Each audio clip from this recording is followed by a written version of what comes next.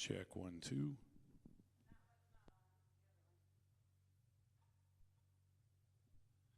Check 1 2.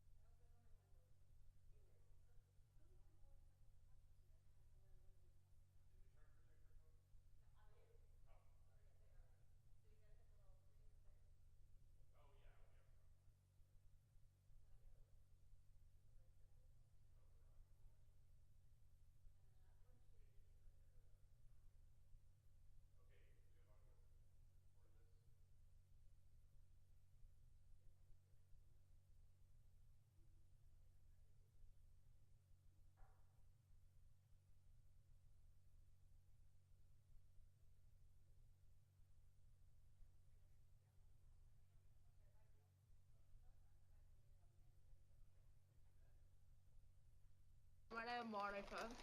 We homeschooled. Homeschool good.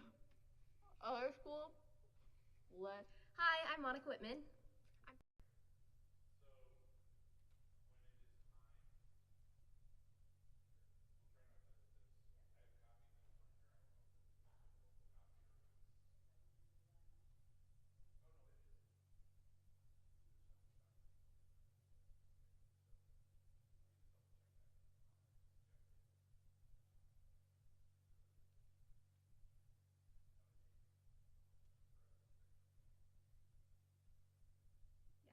Just hit record.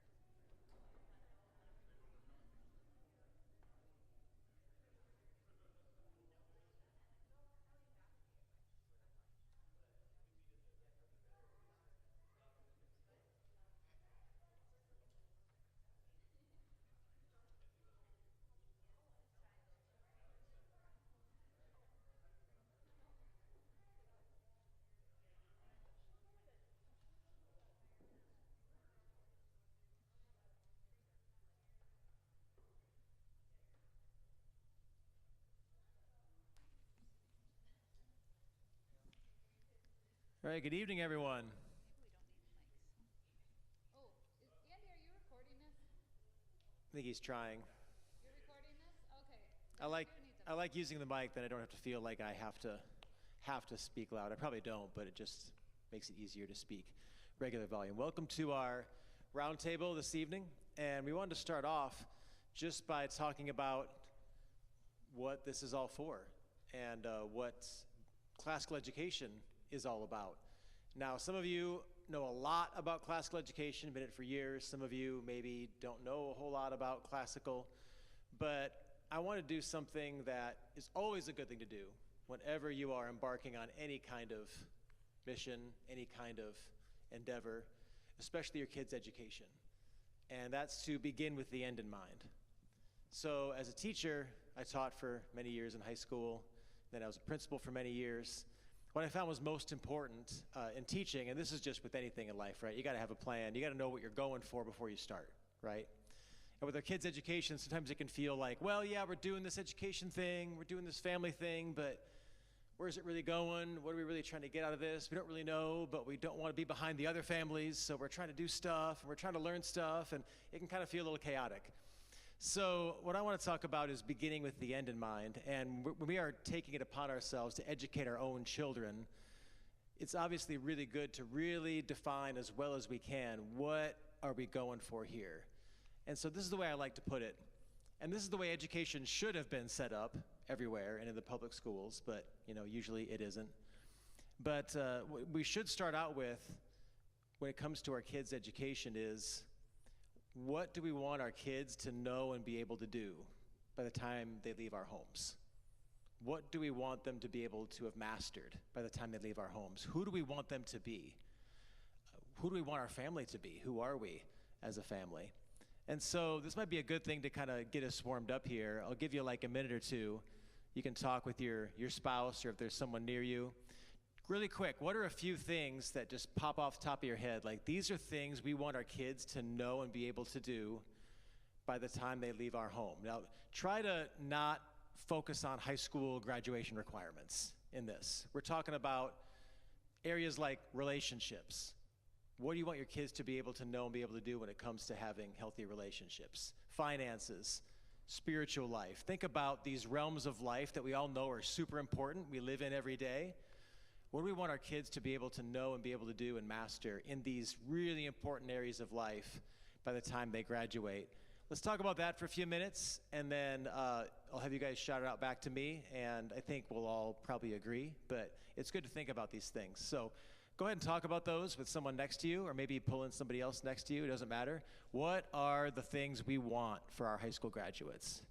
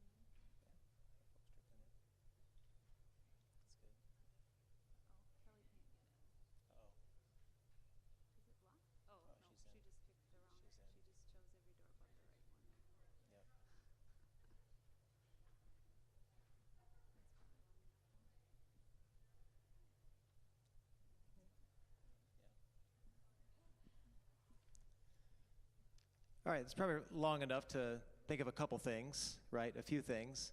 So before we get into discussion here, I forgot to start off our discussion tonight with prayer. So would you join me in prayer as we begin our discussion tonight? God, we thank you for this community. We thank you for this time. God, I pray you would guide this time, guide our discussion, give us clarity on who you've called us to be as parents, what you've called us to be as families, and what you've called us to be as a community.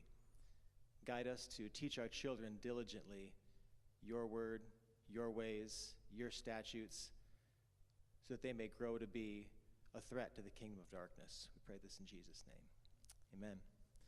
All right, so what were some things you talked about? Just throw them out there. What's something you said like, oh yeah, we want our kids to be like this or be able to do this?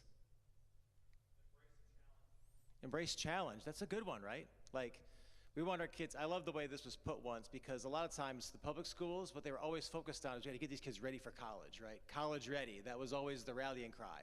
Got to get these kids ready for college or career, right? Got them ready for college or career. But really, we want to prepare our kids for anything. No matter what they encounter, they will have the character traits, the skills, the resilience to be up to the task, right? So yeah, great one.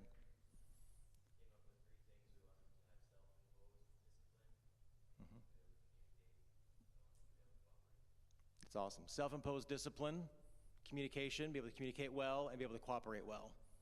That's awesome. That sounds like a family vision. You guys have got it dialed in. It's like, these are the three things that we're focused on. That's, to be hyper-focused on specific things, that's really, really important, because hopefully as they grow up, your kids will be able to just know that, and that could be like a family. Is that like a, you guys had that for a long time, or is that just right now? Yes, no. What's that? It was just right now? Wow. I was going to say, you should, Hiding in your heart. that could be, that could be like on your family wall, and like you talk about that all the time, and like this is who we are as a family. These are the things we value. So, because I'm going to talk about that in a bit, is having family values and family, like this is who we are as a family. This is what's important to us. We communicate, we have self-imposed discipline, and we cooperate with each other, and that could be something that's part of your family culture. So that's awesome. All right, who else? Absolutely. We want our kids to love the Lord, right? Emily and I went to a homeschool conference once where one of the classes was called Harvard or Heaven. You know, what's the goal of your kids' education? Do you want them to go to Harvard? Do you want them to go to heaven? You know, I mean, both would be fine, but obviously, you know, what we want is our kids to know the Lord first and foremost. So I think we'd all say, after all of our education, all the endless hours of homeschooling and all that, if our kids know and love the Lord, we probably would feel pretty good about our kids' education overall, right? That's probably, you know, primary. And to be able to defend their faith, right? So what about this? Before you graduate high school, you have to be able to successfully defend your faith in like a mock discussion or something like that. Wouldn't that be a great high school outcome? Like, when you can defend your faith, that's like one of the check boxes you have to hit before you graduate from WRCC. Like, we put you in front of like a intimidating panel like this, and then we grill you with questions, and then you like defend your faith and give a defense, and like, he's ready. Let's give him the graduation diploma, right? But you see what I'm saying? When you have like, because this is how it should be, right? Like, we have this like checklist of like, this is what we want for a WRCC graduate. Loves the Lord, can defend their faith, can embrace challenge, can communicate effectively. And then when the kid can do all that, yep, you're good, you're ready to go. So when we begin with the end in mind, you see how that creates clarity for where we're going with education. So that's what I want to talk to you all about, is when you get clear on these things, the whole focus of your education becomes something that's even more of like a joy. It's instead of like, you know, we're trying to learn stuff, we're not always sure why, and we know we should, and oh, my kid's behind this kid in this subject area. Instead, it's like, we know exactly what we want to see, and we're training it every day, and that's fun. It can be really, really fun. And the other thing I wanted to say just really briefly is that, this is for the men, is that it really is the father's responsibility to have and carry that vision for the family as far as who we are as a family, where we're going with this education. And so the more that you can get with the Lord and develop that vision of what you want to see in your kids and share that with your wife and kids and lead that in the home and support your wife as she's supporting you in that, that's just going to be a blessing to everyone. Because whenever we've had struggles with our kids education-wise, whenever I took our kids under my wing for a couple of weeks, it's just a different dynamic when dad gets in the midst of it and works that forward, because that's God's design. God's design is for the man to protect, provide, and to lead. So I just want to encourage the men that I didn't always lead when it came to our household and when it came to our family vision for education. And that made Emily very tired and stressed and overwhelmed, right? And so as I've tried to step up in that area, I've seen her be able to relax and for it to be more of a joy for her and less of an overwhelming burden on her shoulders, because it can feel like an overwhelming burden homeschooling your kids as a mom.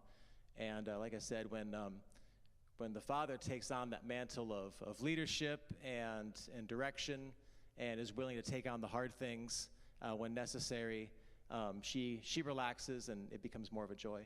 So with that, I'm going to have Emily talked about what we're going for in classical education, what the end is and what the end goal is, which is the discipleship of our children. Now Emily's going to tell you why classical is the best way to do that.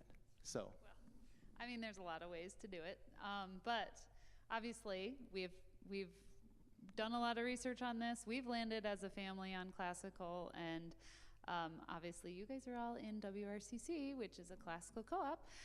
So if something brought you here, or something brought you into classical. So like Shane said, classical education begins with the end in mind. So you're seeing, you know what you're going for, you know what the plan is.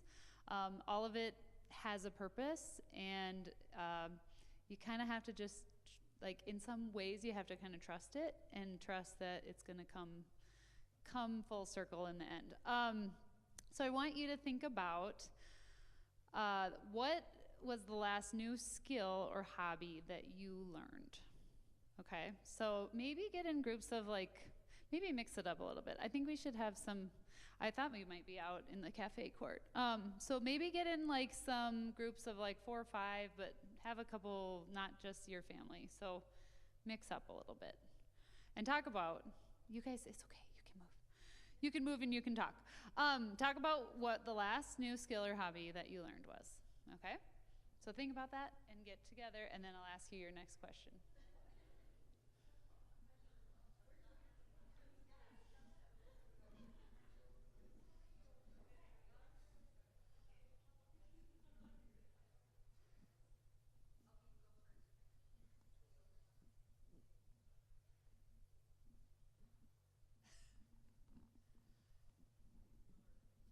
Okay, so if you've thought of something, I hear some, I don't know. You will think of things as we talk about this, because all of us are learning things, new things all the time. We all are. And the cool thing is, all learning pretty much follows the same pattern, okay, which is what we're going to talk about tonight. So, for example, I recently learned how to make sourdough bread, right? Yes, Shane's very excited about that because he really likes sourdough bread.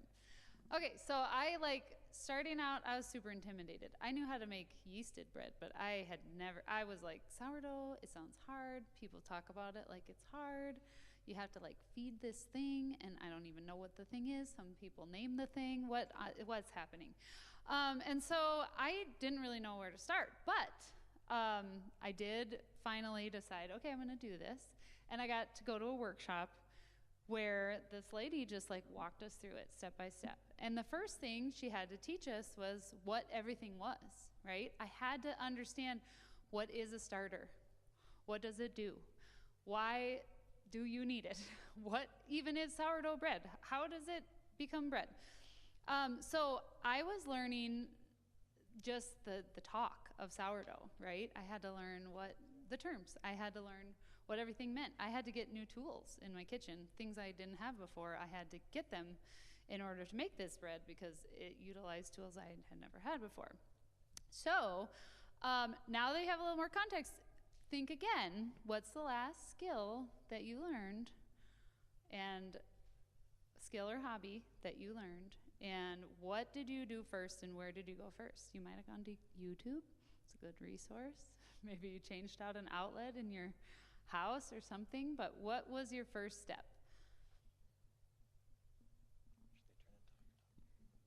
Oh, turn and talk, or talk to me. You can shout it out if you want. We're such a small group.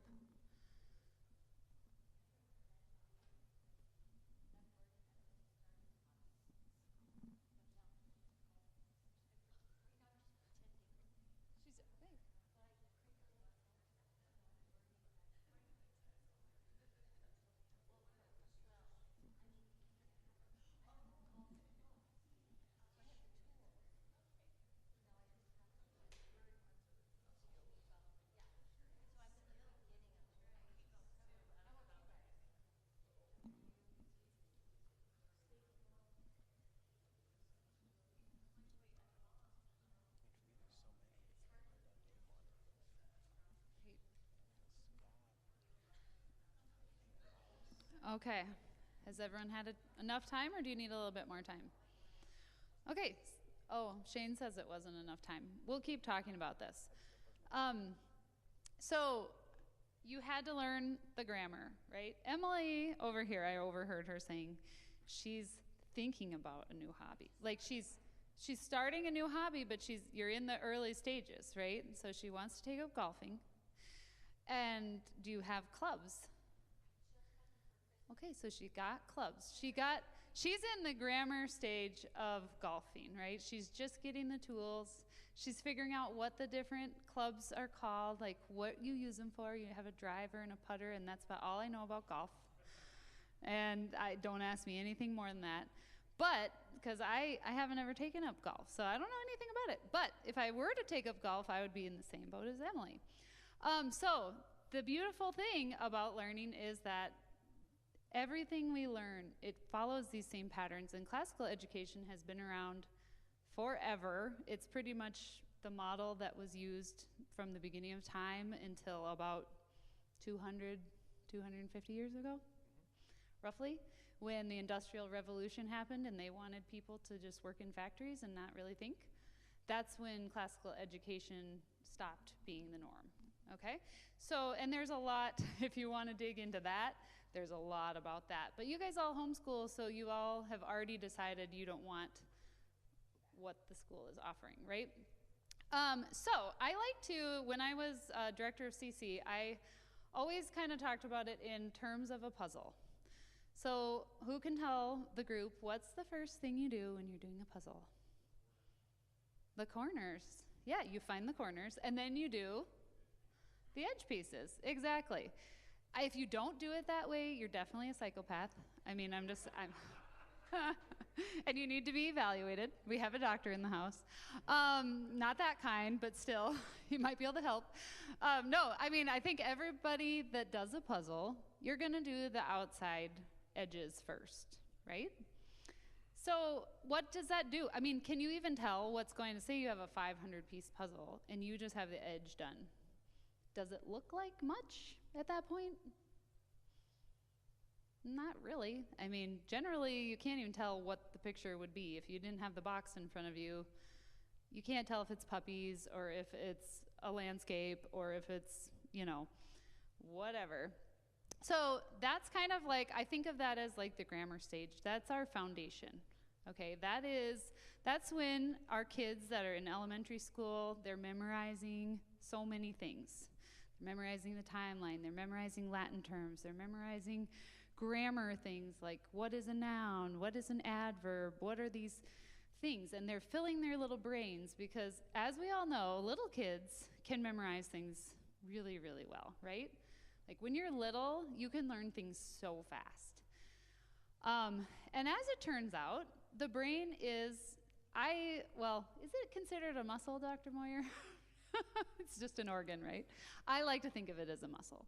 Okay, so the brain, like if you work the memorizing muscle, that muscle gets stronger.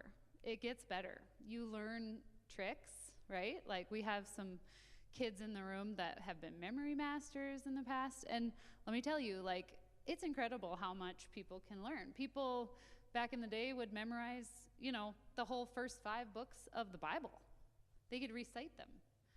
Like we don't even work our brains at all here anymore. I'm like, we're so dumb.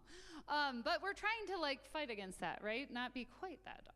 So anyway. That's the new WRCC slogan. Let's not be quite that dumb. Not quite that dumb. We're trying to be a little bit less dumb. Be a little less dumb. A little less dumb. I think it should be WRCC, a little less dumb. Being a little less dumb. Andy, can we talk? Okay. So anyway, those brains are like sponges, okay? So we're front loading all this stuff into the sponge. We're just like, and some of you, I know like Kelly was in CC a long time, obviously Emily was, and some of you were in CC for a long time, so you have probably heard this before. But is anybody in the room, I should have asked this before, but that's like, I don't really even understand classical education at all. Don't understand this in the least. Don't be afraid. Okay. April. Oh, wow. No. Okay. So you kind of all understand. We're front loading all that memory stuff because we come back around to learn that. So things that you don't think you might use, then oh, surprise, they turn up later, and you grab those later. So okay, let's turn and talk again. Once you had the basics down on your new skill, what did you do next? Did you end up with questions you didn't originally see coming? Okay, so think about that. Go.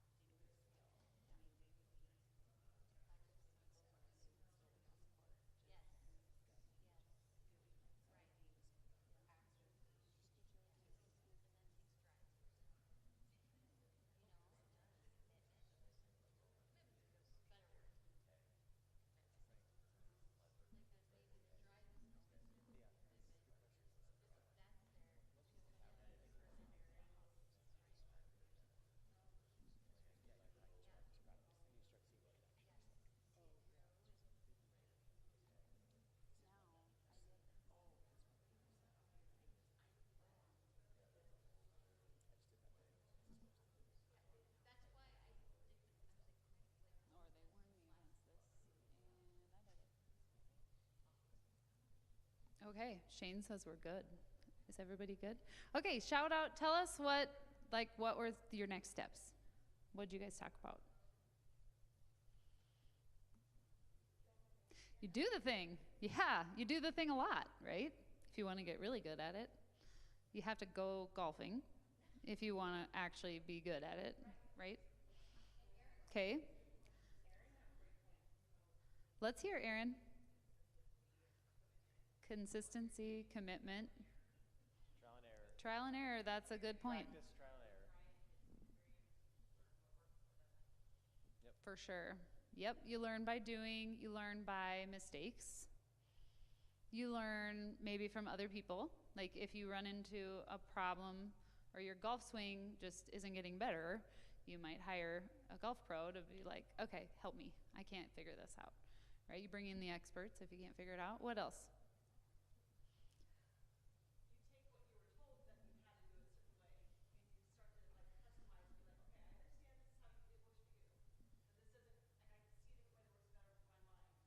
Sure.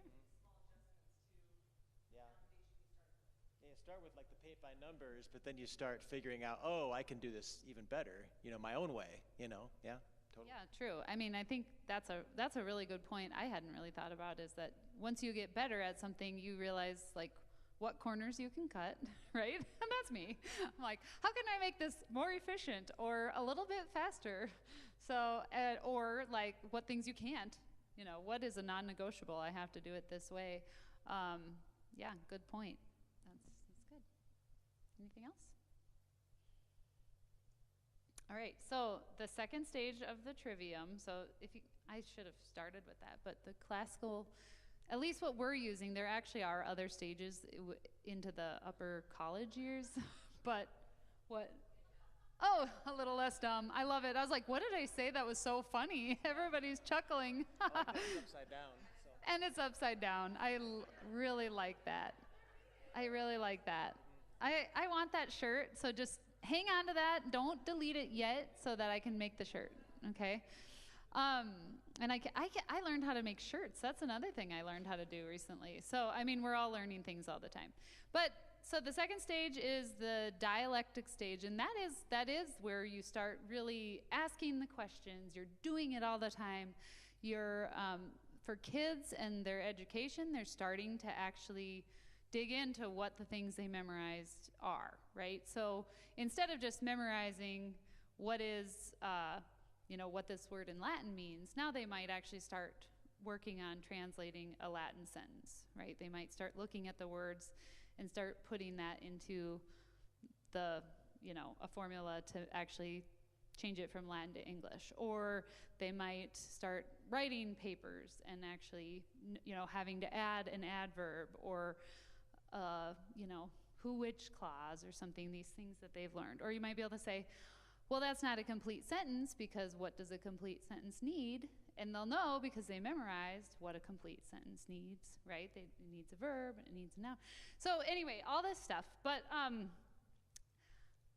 actually, I might have misspoke, but we'll just forget about that. Okay, so at that point, you are, in our puzzle analogy, you are beginning to work from the outside in, right? You're starting to put the pieces together. Things are starting to look, you're starting to see some images come together, right? Kids are starting to have those aha moments, like, oh, that's what that means. Or they might watch, if you pay attention after starting classical education, movies and books, like, I was having so many light bulb moments that I never would have put together. I think Mr. Peabody and Sherman, who's seen that movie?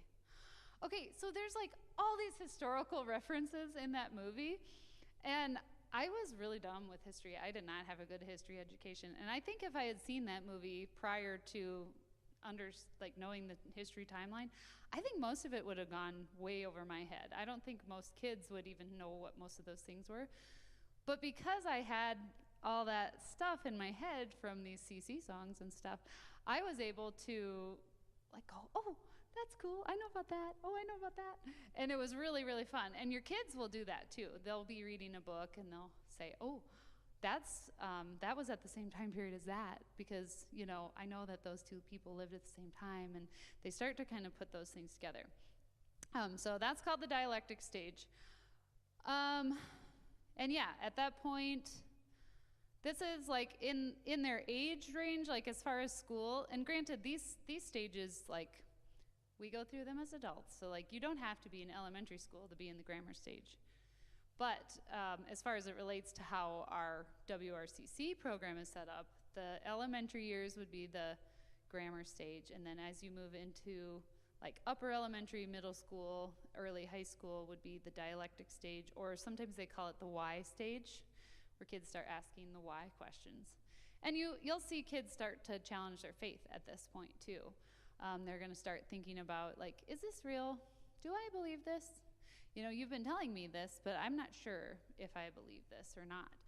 And it's a great opportunity to just study it. Like, study for yourselves. I'm not at all threatened if you want to study Christianity, because I 100% believe you're going to come to the conclusion that it's the truth, because all the evidence is there, right? So that's kind of what that looks like. All right, so then, now just shout out and tell me, when do you know you have a skill mastered?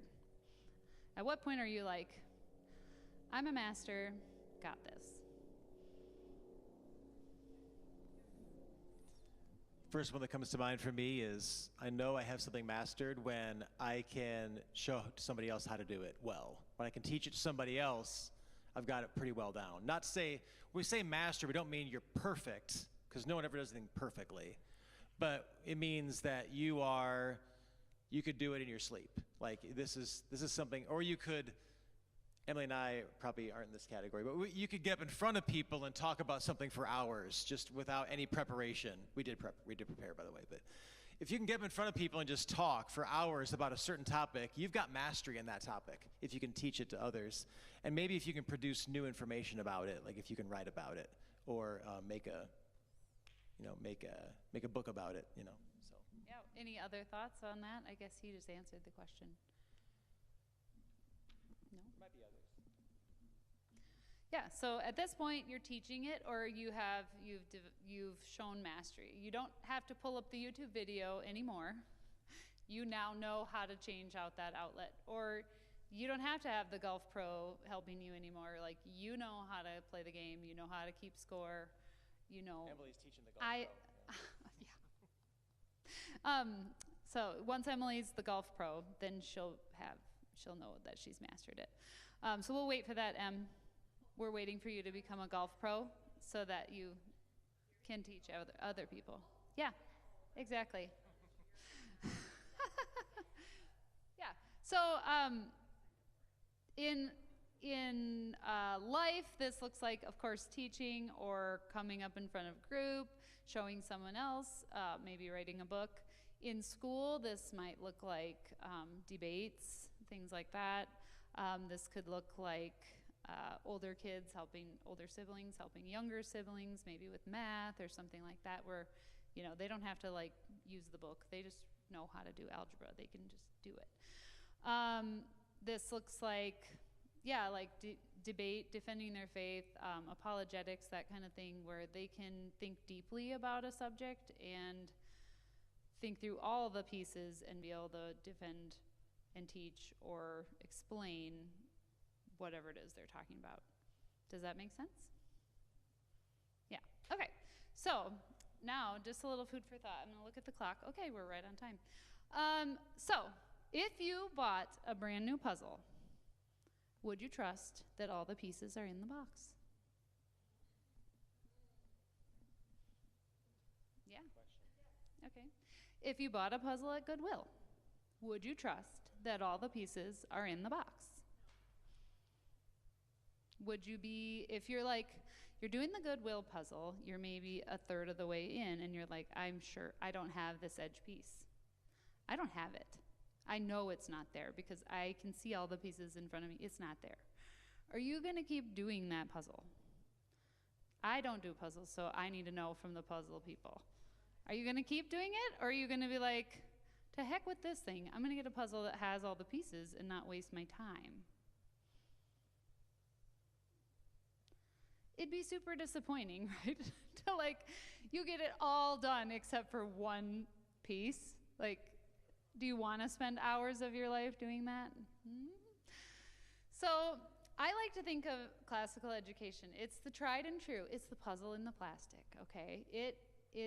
All the pieces are there. Like, this has been working for a really, really long time. A lot of times we see things like, some things feel really hard. I'm not gonna lie. There have been moments in our homeschooling journey that I was like, I just want to send, especially one kid, I was like, I just want to send this kid to school. Like, I'm done. I'm done with him. He is just, I can't teach this kid. So if you're in a hard place, like, you're not alone. Like, all of us probably have been in a hard place with one of our kids at one point or another, or we will be soon. If we haven't been, we will be, because it is hard. It is really hard, and there are times when you feel like, oh, what is the point of all this, right? Like, does this even matter? We're supposed to learn Latin in elementary school. Like, does it even matter? What good is this doing us, right? But I'm here to tell you, like, it really does.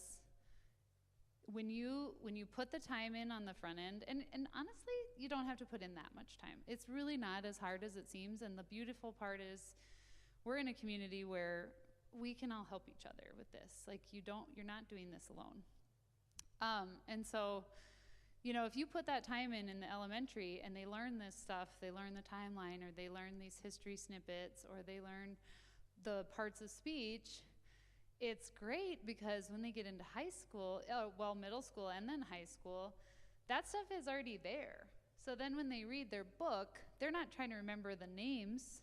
They already have that. They've already memorized that. They just are learning all the other stuff that goes around it, right? Does that make sense? One thing I thought was really cool and interesting that I noticed a couple weeks ago, because I was subbing for Eli's history class, and then I had helped Ezra with his history. So Ezra's in 6th grade, Eli's in 11th grade, and their books are almost the same. I mean, they're not, but the units are the same thing. It's world history, and in middle school, they're going through all the same things, all the same historical events that the high school is going through. High school goes more in depth, of course, but how cool is that Ezra got all that foundation now, and then when he gets into high school, he's already got a super good framework for all that. And he had elementary school. I mean, it's all laid out for you. So it's really cool, and then so many more of those light bulbs can happen because you're repeating the same thing over and over again, and when that happens, just like when you learned your new skill, you do it a whole bunch of times, right? Once you do that thing so many times, you can do it without thinking, right? Like now I can make my sourdough.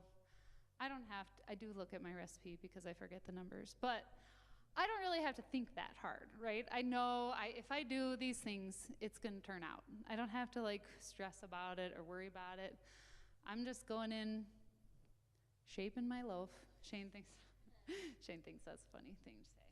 I'll be like, oh, I have to shape my loaf. She has all these new terms and phrases with making sourdough, and they just no, I gotta do some, what is it when you pull and? Stretch and fold. Yeah, she's like, I gotta feed my starter, then stretch and fold, then shape my loaf. I'm like, what is going on? Yeah, so I like to keep him on his toes. He doesn't know what I'm doing. But, when you just start to see all this stuff come together, and you see how beautiful it really is. So I think it's about time. Yeah, it is. Perfect. We are going to have a video from Kalia, our daughter, and Monica. They were not able to be here tonight, but we really wanted to hear from some students. And then Ryan Baumiller is going to share a little bit with us as well about just how this has kind of all come together for them in their now early adult years. So without further ado, Andy, you can hit play. Yeah, just hit record. This feels ridiculous. I know.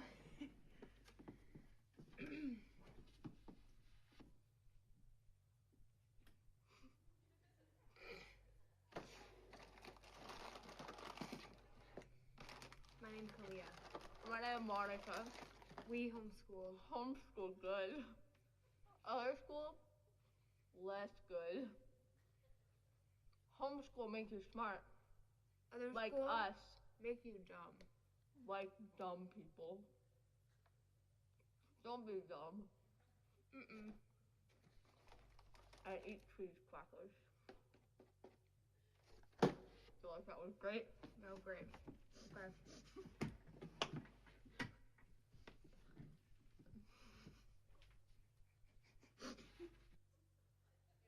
Hi, I'm Monica Whitman. I'm Kalia Heilman. We are both 18 years old and we just graduated high school this last spring.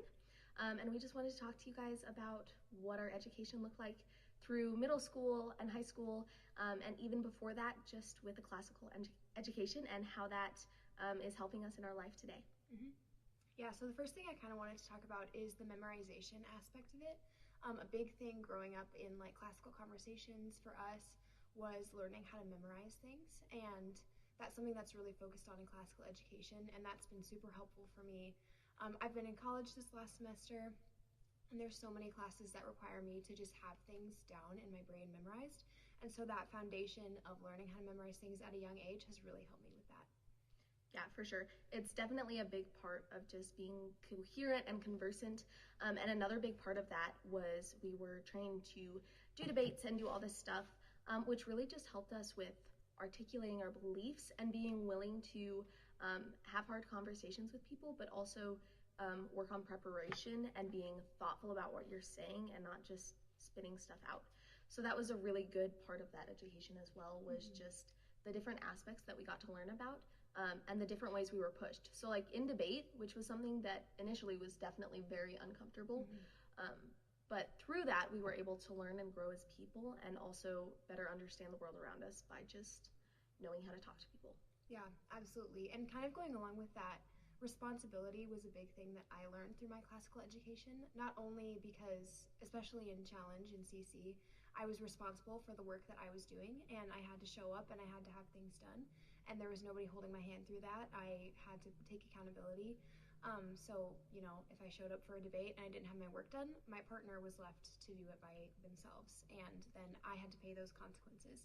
And also, being in a classical education allowed me to have a job while I was in school, and that taught me a lot of just workplace and general life responsibility as well.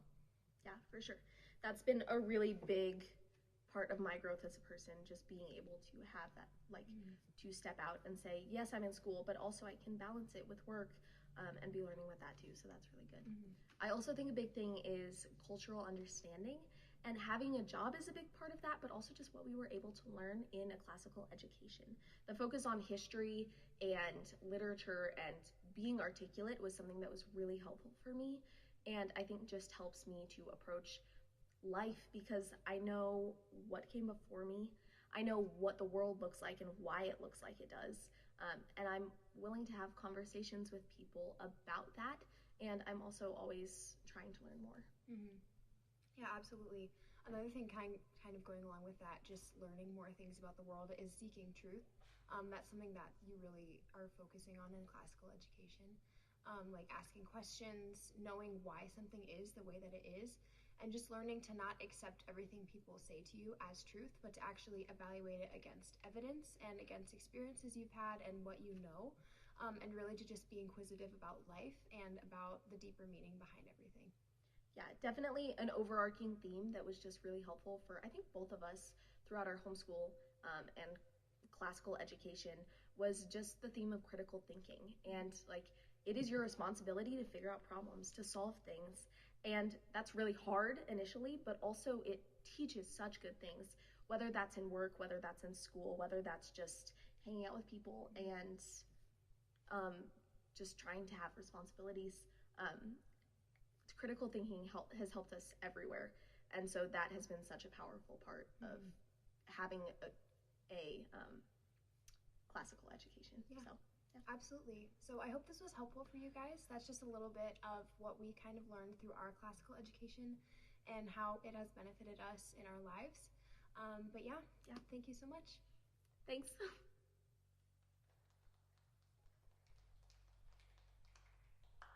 Okay, I think they said it better than I did anyway. They're wonderful girls and they've done well. Actually, one thing Shane just reminded me of, and then I'll invite you up too, Ryan, so anytime you want to make your way up here. But Kalia took a speech class last spring as a dual enrollment class, and her professor was really difficult, actually had like 10 pages of notes of stuff she do's and do nots, and I mean, all this stuff. Well, of course, in a classical education, part of that is giving a presentation every week, right? So since she was 6 years old, she had been giving presentations every single week of her life. So she knew a little bit about it, but she didn't feel like she was really an expert. Well, she took this class, and her professor was literally just kept writing her emails saying, how did you do this? How do you know how to do this? I don't ever see things like this. I don't know how you're so good at this. Like, basically was just kind of floored, and ended up saying, she asked her if she could keep all of her speeches as examples. And so just kind of amazing. And Cleo was like, I didn't think they were that special.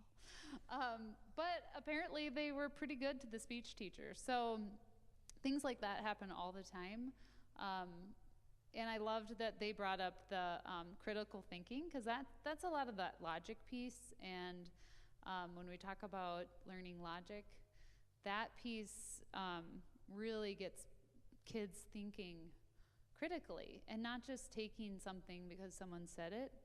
Because I think we all want our kids to not just read an article and believe it, right? Because anymore, I mean, now with AI, like, we don't even know if this is a person actually that lives. Like, it could just be a figment of AI. And so it's so helpful when they have that critical thinking muscle built and they're able to go, you know, I don't think so. That doesn't add up. Or I know what a fallacy is, and that's a fallacy. Like that doesn't add. So yeah, with that, I'll turn it over to Ryan if Ryan wants to share a little bit about. How's it going, guys? I actually didn't really know I was going to be doing this until today, so I don't have too much prepared. But I thought maybe really quick, if anybody has any like questions related to the later years of like doing classical education, maybe I could answer a few of those or something like that. Miss April.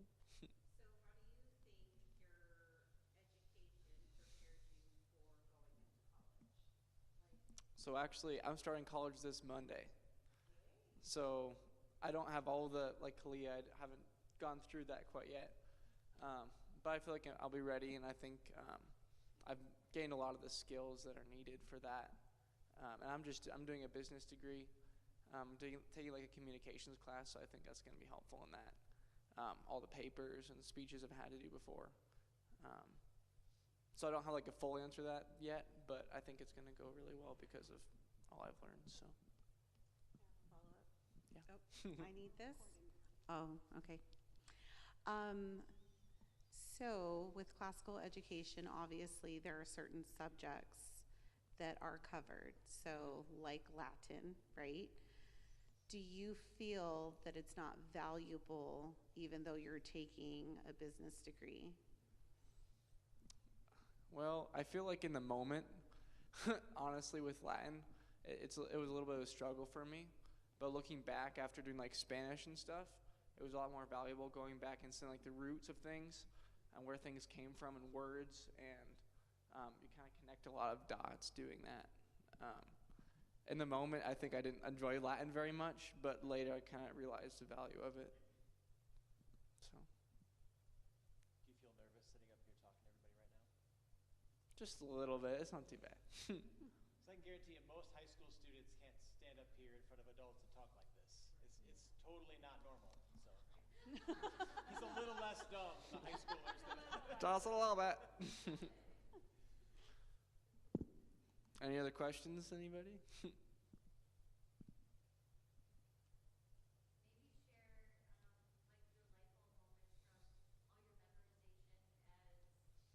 Yeah. That's really awesome, because like when you're in elementary, you're like, what am I learning? Like, you know, you get all this information, like, oh, it's cool, you learn the songs. And then, like, especially last year, before I graduated, I took a history class, and all the pieces just started coming together like crazy. Like, oh, I remember that song I learned, and that's in this date, and that guy, and I connect that here. And that was just really, really cool. Like, it really builds up. So, like, just like they were talking about, like, at first you just get all this stuff, and it kind of just comes together, and kind of like your puzzle sort of deal where you don't really know how it's going to look at first, but it kind of comes to you. But it's just really cool to just connect dots, like, after so many years of being like, oh, what's this? And then, so.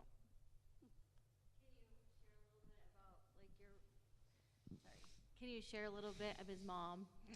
So I'm putting him on the spot. Can you share a little bit about maybe like your faith walk, or you're being able to share your faith with others after? I mean, Yeah. Well, I think with like classical education and Christian way, like you're equipped really well for the world. Compared to if I went to public school, like I would not be where I am in my faith right now. And like learning apologetics, being able to defend your faith is a very important thing. And I've had a couple opportunities I've been able to do that. And I credit that a lot, just my education and my parents' choices for me. But God is faithful, and He showed me so much through my education, and it's really beyond value, I guess. So.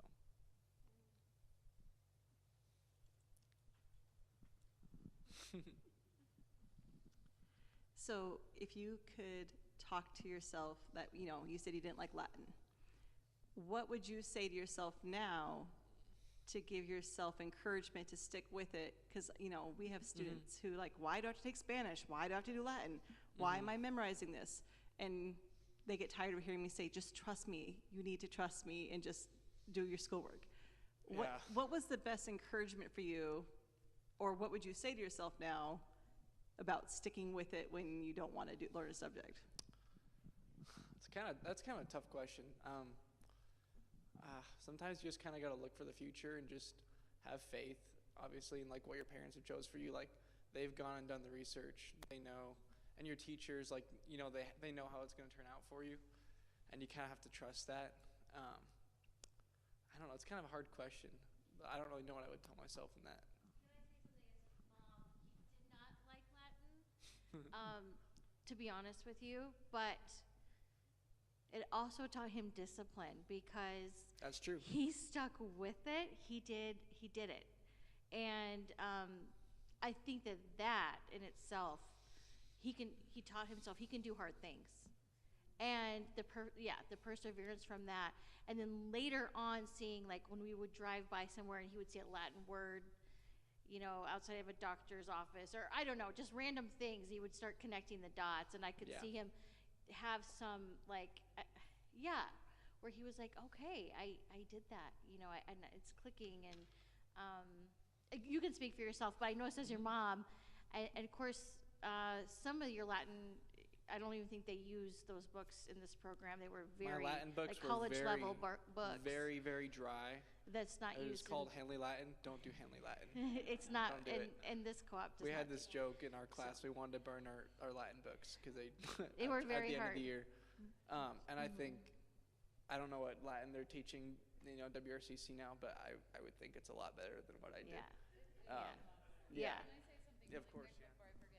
As far as the Latin goes, actually, our daughter, again, is a good example because she also didn't love Latin. I mean, she didn't hate it, but she didn't love it either, and did not think she would ever use it. She was planning to be a vet tech. She was like, that's what I'm going to do. Why would I need Latin? Well, God had a different plan, and she decided to go to dental assisting school. And guess what? Medical terminology is almost all Latin. And she had so much base knowledge because of that Latin. And, you know, a lot of kids in her class were struggling a lot more because they didn't know what those Latin words meant. So if you know that, you know, what those Latin words mean, and then you just know the endings, it's like cake. You know, she's like, she didn't even have to take the final. Her grade was so high. So, you know, that's something you can't always know either, you know, what God might call you into. And also, like, learning language is just part of, it's part of the classical approach, and I do love that you brought up just doing hard things, because I think sometimes we, at least modern day homeschoolers, and I fall into this category sometimes where I'm like, oh, are they going to use it? Maybe we just shouldn't bother. And we try to, like, I think a lot of us might like to make it easy for them because that's kind of easier for us. And but I think that principle of doing hard things and learning how to persevere and work through the struggle and force your brain to learn things even if you don't know for sure if you're ever going to use it, I think all of that does really help shape us as people, and it really helps prepare us for our adulthood. And just, yeah, there's a lot of studies about just doing hard things and what that does to people and how good that is for you as a person, and just how it builds that, not bad pride, but like good pride, like the character and a sense of accomplishment, and, you know, fights off depression and all kinds of things. So, yeah. Yeah. Noticing, like, what you're saying, like, self-discipline's a big thing, too, with that.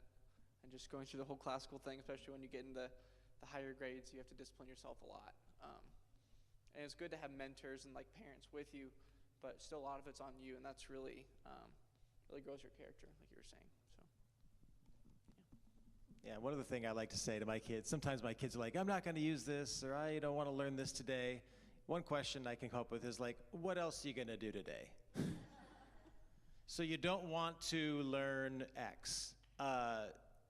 You're working on a business, you saving the world. Like, I mean, if you got something more important to do with your time, I'm all ears. But if you just want to just waste your time all day instead of learning something that very well could be valuable, I think you should probably you might as well put some time in to learn some things today since you're a homeschooler and you've got 16 free hours in the day. You can learn something. It's good. Learning is good. And Latin really helps with language too. Like I'm, English major. I do a lot of writing still for my job. And learning languages is super valuable for really what they call what are they called? They're not the 3 R's, but they're the 3 most important things to being a well-articulate, educated person, and that's reading, writing, and speaking. If you're really good, you can look at all the top schools in the country, all the top educational institutions, they all focus almost exclusively, or 90%, on reading, writing, and speaking. That's all they do is get kids really good at reading, writing, and speaking, at communicating, being able to understand communication at a high level and being able to communicate and articulate at a high level, because that's what makes you a highly articulate and effective person. So. Yeah, and I mean, they stand out. These kids stand out. They go off to school or they go off to work, and people are like, wow, they are not the typical high schooler. They're not the typical 18-year-old. They really stand out because they have, well, first of all, they've been able, homeschooling in general produces this, but like being able to talk to adults and communicate. But I mean, just being able to get in front of people, even the fact that these girls, I mean, they did that video today. They were, they didn't spend very much time on it, but I think they did a great job. And I was like, hey, that's awesome. And they were able to do that without they weren't stressed. They just, oh, okay, we can communicate our thoughts, no problem. Not every kid is like that. That is not always the norm. And yeah, that's, as far as like, since we're the high school coordinators at WRCC, actually, okay, I know some of you, I know what age your kids are, but whose like oldest kid is like under 10? Like 10 and under? Okay, a couple of you. Like middle, 10, 12? How old's your oldest, Brittany? 12, okay. All right, so most, besides, I mean, the ones I know that have high schoolers, but otherwise, like, most of you are in those, like, or you might have kids spanning the ages, but, where was I going with this? I lost my thought. I'll rescue you. I'll talk for a few seconds, then you'll remember it. So I remember, again, I spent many years in the public schools before I repented, but I remember Emily saying that our kids in CC, they get up and they do a speech every week. Every week they're getting up in front of people and speaking in public. And I said, that is so smart.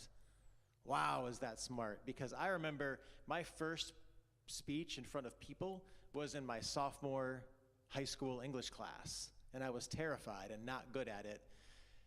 And I remember my daughter Kalia speaking very articulately, giving a very good speech at 10 years old at 4-H. And I'm like, this is so much smarter than the path that I chose. So I'm not sure if that helped you or not. So you still can't think of it, okay. But it is still a good point, so. It might be time, let's see. Does anyone have any thoughts? Some of you have been doing classical education for a long time, so if anyone has anything that they want to share based on this stuff, I think we're going to take a break here really soon. Yeah, sure. So this is our first year in classical homeschooling period. How did you feel about like your confidence around peers, like not necessarily other, co-op kids, but just with people in general that were your age? Did you feel like you were educated and could like hold your own with them, or did you feel like you were advanced or behind, or kind of give me your thoughts on that? I felt good. Like, I feel like you learn a lot of social skills going to co-op once a week versus homeschooling and having nothing. So I feel like totally fine talking to people. I just had a job for a while. I stopped to go to college, but just having that foundation really helped. Because, people think like homeschoolers sitting in the corner, won't talk to anybody, got social, but that's really something I really liked about co-op is that it really protected me from that. And not that I'm saying that, homeschooling your kids 100% at home is wrong. Just, that's, for me, I learned a lot, and I was able to have better conversations with people and articulate thoughts better and all that sort of stuff. So, yeah.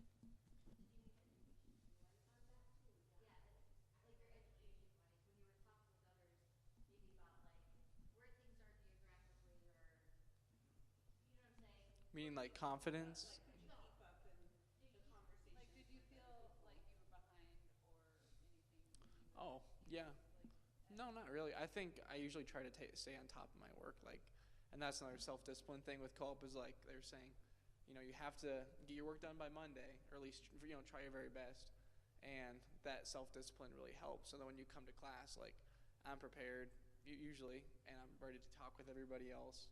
And if everybody does that in the co-op, sorry, I'm speaking the microphone. If everybody does that in the co-op, it really helps just with the flow of the day and everything. If that's kind of more what you're talking about. Your age as a teenager who didn't know where Alaska was, and that's and Ryan was like memorizing the whole world and drawing it out, and not putting the other down, but like I think that's they were exactly the same age, one public school, and it's not a slam, it's just truth. And Ryan came home and he's like, "Mom," and it wasn't like he was actually concerned, like they don't know where Alaska is. And I'm like, no, that I think is what a little I asked shocking. him is, I asked him, like, if you could live in a country that wasn't U.S., where would you live? They said Alaska.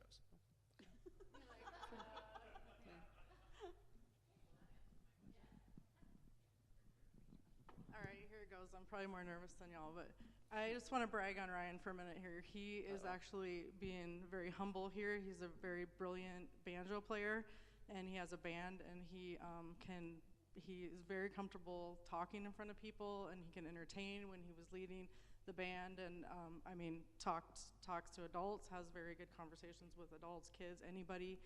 He's a great teacher. He teaches my daughter banjo, actually, which is really fun. I think he actually does a better job than the older teachers, which I do appreciate as well, but this was really fun to have somebody that is very close to my daughter's age, but it's been a really fun experience and great to see that a young person can lead like that. It's been really fun. And from my own kids, I have one that graduated last year, and I have one that is 16 now, and they've been in CC all the way CC classical education all the way through CC through the co-op. And you won't find a better character development, a better group of families, a better education anywhere. The experience through the whole thing has it been hard at times, for sure. Homeschooling is hard in general, but to have the support structure and like-minded families that are have the same goals and are willing to pour into your kids and mentor your kids as you're willing to do that to them is such a huge blessing. And I have two kids that were in private Christian education pretty much all the way through, and the results are good now, but they had a really rocky path area in their teenage years that I would not wish on anyone, and we're not seeing that with our other kids. They have peers that they are great influences. They can hang out with the guys and the girls together, and there's not a bunch of weird drama going on. You have some liking stuff, but nothing crazy. It's been amazing. Like, I love these kids. They're just incredible. And so, like, if you want that path for your life and that type of community, this is it right here. And I can say, the results are there. Emily's telling you too. You can see it right here with Ryan and the girls doing that video today. They're more than comfortable doing stuff like that. You can talk to any of them. They'll answer your questions.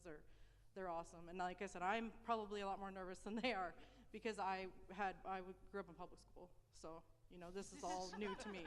So, yes. Yeah. Same with Shane. I'm also public school, and so it's been a long road since then, but we've caught up. But I was going to say to your question as well that, and again, I did teach high school English for a long time in the public schools, and I loved it. And there were many bright kids that I really enjoyed, for sure. But then it was really fun last year to come back to teaching English for the first time in 10 years. I was back in the English classroom teaching at WRCC, and just night and day difference. The maturity, the articulate conversations we had, the mature conversations we had, the work ethic, just the ability to think between the homeschoolers and the public school classes. It was just like, again, it was night and day. It was like very refreshing. And just the spiritual environment. Obviously in the public schools, God isn't really allowed there. But, when we're talking openly about the gospel and Christ and the Bible, connecting it to literature, it's just night and day experience as far as just how healthy and wholesome and joyful. So I think we'd probably take questions from folks, right? Well, I had on the schedule a break. Do you guys want a break? Do you guys need a break? Okay, let's have the question. So you can take a break if you want one. Just go take a break. We can take questions. So. I'm wondering how homeschooling, classical education homeschooling affects applying for college. And it's not that we want whatever God's will is for our kids, and maybe that will include going to college, and maybe it won't. But just for you guys with Kalia just gone to college, and Ryan,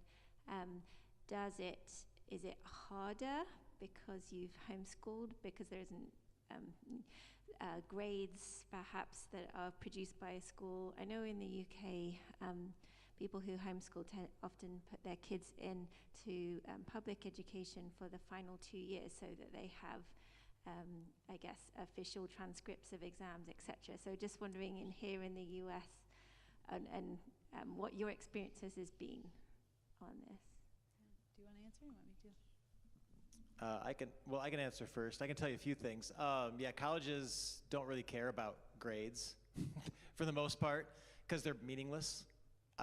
Colleges know, like a 4.0 student at one high school could be a C student at another high school. Like they just, A doesn't mean anything. Like it means maybe you did what the teacher asked. That's what it means, essentially. So homeschoolers do great getting into college and things like that, because colleges are going to look more so at things that they can compare across schools, like ACT scores, things like that. And the higher level colleges are going to look more so at things that the student is doing in their personal life. Like, are they impactful in their community? What have you done? What things have you started? Are you a leader, in your youth group? Or things like that are much more important to the higher level colleges than whether you have a 4.0 or whether you were homeschooled or not. And also the ACT score, that's something you can compare between schools.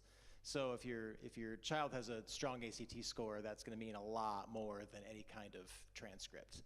So, and I've had conversations with state schools, colleges, things like that, and I got them to pretty much admit they pretty much take anybody. Like, there really is no academic standard by which you'd let a kid in. They'll take your money and they'll take you. Maybe if you got like a 12 on your ACT, they'd say, hey, study up a little bit. But I mean, it's not rigorous to get into any kind of normal college, so to speak. So did you have anything to say about your experience? Not really. I just started, but my college is 100% acceptance rate, so I can't say very much. But yeah, and I will say Kalia did apply to SDSU and the University of Wyoming, and they accepted her before she ever took any tests of any kind. So she hadn't taken the ACT, she hadn't done any kind of standardized tests. And she had no high school transcript. No, ours, well, right? our homeschool high school transcript, which was like, I mean, she had like a 3.93, but it's all. We made it up. we made it up. I mean, you basically make it up in a sense, because you're kind of like, well, I mean, when we evaluate our kids as far as doing that, I'm like, well, did they put in the effort? Did they learn the material? And most of us kind of make our kids, at least our approach at home is like, well, you keep doing it until you master it. So eventually you should end up with an A because you've mastered the material, right? So you don't graduate. That's what an A should be. You don't get an A in geography if you can't name, you can't tell if Alaska is a state or a country or know where it is. So once you have that mastered, then hey. But actually, ironically, the school she ended up going to is Lake Area Tech in Watertown. They actually had a lot more difficult requirements for admittance. So I thought it'd be the other way around, but it was actually the tech schools that had a little bit more difficult process. And so if you have a kid getting close to 11th grade, I would highly suggest, if they think they might want to go anywhere, to just take the ACT in 11th grade, because then when they want to apply for college or tech school, the fall of their senior year, they have everything done and they're not scrambling like we were. So we learned that the hard way. But yeah, no, it's really not. It's not anything you got to worry about.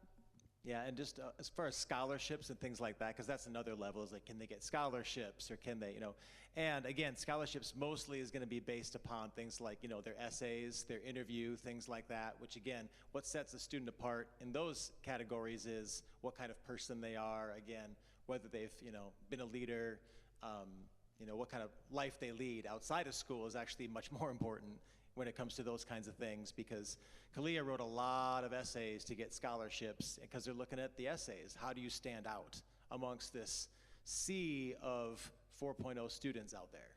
You know what I mean? So. Right, and also just on that, just 1 second, Sarah. My niece actually wrote just a basic LTW essay and won a contest throughout the state, the Right to Life. They have an essay contest every year. And she was like, it was so easy. I just wrote an LTW essay. But everybody was so amazed because kids in high school don't know how to write an essay because they've only done it once, maybe. So I would also reassure you that this is not new. I was homeschooled full-time, and I graduated back in 2002. And I didn't do a CC co-op, but I did a co-op. And everyone in my graduating class, my co-op, got into the college they wanted. It was no problem. And at least when I was graduating, colleges were actually looking for homeschool students because they are often better students. They're used to being responsible, they're used to their own work, and there were a lot of studies out, at least back then, that they were actually targeting homeschool students because they found that they were more successful in college. So it's been a long standing where colleges have a way for homeschool students to make a way. And it's just becoming easier and easier the more popular homeschooling gets. And actually, I just thought of the thing that I forgot. There you go. One of the goals for high school is we really, as the administrators, we really want to see the kids really taking that ownership of their own education once they get into high school. So we might, we would love to see in that elementary, of course in elementary, the parent is very heavily involved. You're telling them to do their work, you're helping them do their work. Middle school, they should start to be a little more responsible for that. And our hope would be that by high school, they really just wake up, they do their work, they do it high quality. And I mean, honestly, I can say this year is the first year, knock on wood, is this thing wood? Our 2 high school students are doing that. They're doing their work. I'm not having to do much with them. And it's wonderful. So homeschooling high school can be really, really, really wonderful. And my kids are fun. Like when you're with your kids like this and you keep them close and you get to teach them every day, they like being around you. Our kids are amazing people and they're so fun, and I love teenagers. And people talk bad about teenagers and I'm like, I 100% disagree. I think they're amazing. I love them. I want to be around them all the time because they make me feel young because I'm feeling old nowadays. But, it really can be. I mean, our kids, they're each other's best friends, which you guys are all homeschooling, right? But sometimes we get discouraged, and I think just remembering there's a lot of benefits to homeschooling, even on the hard days when we feel like, I just can't do this with this kid anymore. Why am I doing this? I should just send him to school. There's so many things that you can't quantify that homeschool is amazing for. And I would just encourage you to stay the course because the fruit is really, really beautiful at the end. And it's not a guarantee, it's not a slot machine. You don't get to, slot machine isn't a guarantee either. But I mean, it's not like 100%. I put my money, I homeschool my kid and they're going to turn out this certain way. But by golly, you got a lot better chance of having kids that grow up and don't go way astray and can think and can work, all those things. Yeah, it's your best shot for sure. My favorite homeschooling story that I tell other people who don't homeschool is Emily and I went to Florida last May for a little vacation. We left our 4 kids at home, which was awesome. They handled themselves really well. And of course you wonder, we didn't worry about this, but a lot of parents like, are our kids gonna like, throw a party when we're gone? They're gonna grab some alcohol? What's gonna happen? They invited parents to our house to hang out while we were gone in Florida. I just took a kick out of that. It's like they didn't like try to keep parents away and invite friends. Like they invited parents to hang out and have games with them while we were gone. So that's, I mean, if you ever think like, why am I doing this? Like that's why, because we just had friends who had the other thing happen. They had a high schooler, invite some kids over, and it wasn't good. So it was different. It wasn't their high schooler, but anyway. But yes, you will see as they go older, someday you will see exactly why you're doing this. So whenever you're having those tough days, remember, someday you will see exactly why you went through this, and you'll be very, very, very glad you did. So more questions from the audience, perhaps?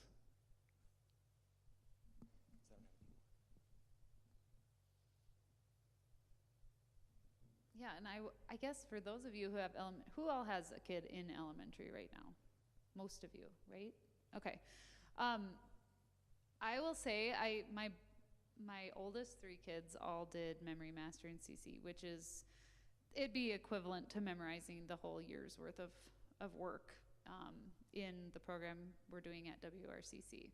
So it's a lot of stuff. Ryan did it many, many times. He did it even more times than my kids did. But that, honestly, most of the learning time for that was in the car. I just put the CD on in the car. That's all I did. It was so easy. So don't overcomplicate it, okay? Like, I think it's Cross 7 is what it's called, right? I'm not as familiar with the elementary program. It's called Cross 7, is that what it's called? That you can use online, or, you have the music. But just put it on. Even if your kids are like, Mom, this is annoying. I don't want to listen to this. Just like, I would just be like, that's okay.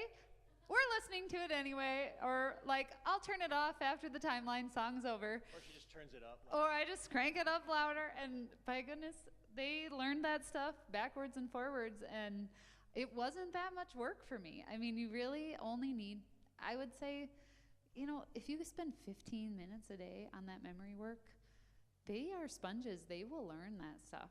And you'll be amazed at how they draw from that later, all the way into high school and beyond. And I can say for sure, like Matt's World History quizzes, so I've gotten to be in that class a lot this year, there are questions on his quiz that even if they didn't read the material, if they knew the timeline song from CC, they would be able to answer the question because it was right there. They learned it when they were 5 years old.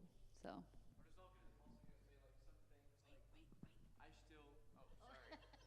Like some things stick with you for so long that you learn when you're little. Like just as an example, I was just gonna bring this up. Like I can still name all the U.S. presidents in one song. I learned that when I was 7 years old, and we did it over and over again. But it's not a bad thing to know. And then you can say it to somebody, they're like, "Whoa, how do you know that? That's crazy." Or like, if I start playing the old timeline song from when I was little, I can like pick it back up and say it, and then I'm like, "Oh, well, I read about that," and and you connect dots later. But it's just fun because it really sticks with you. It does. It really does stick with you. I've gotten to, my kids have wowed a lot of people with the presidents too. They're like, "What?" And it helps in Trivial Pursuit. I'm just gonna say, it came in clutch for me this last weekend. So, just name saying. a president who, and then yeah, yeah. I got one. Yep. I got it. Yeah, I have to sing the whole song in my head, but still, I got it. It's in there somewhere. Yeah. Do you guys have? Are there more questions? We were gonna bring up. We were gonna have a break. So do you guys need a little quick break? Go to the bathroom, grab a cookie. We're not probably gonna go till 9. So if you want to keep trucking, we can just keep trucking. Do you want to come up? I don't know if you have more thoughts to share. And Andy, are you able to come up here? Because Shane and I have done a lot of talking. So if you guys want to come up and you share any thoughts that you have, we'd love to hear from some other people too. Yeah, and you have questions about, WRCC in particular or community issues in particular, we can take those as well, not just homeschooling or classical education in general. So.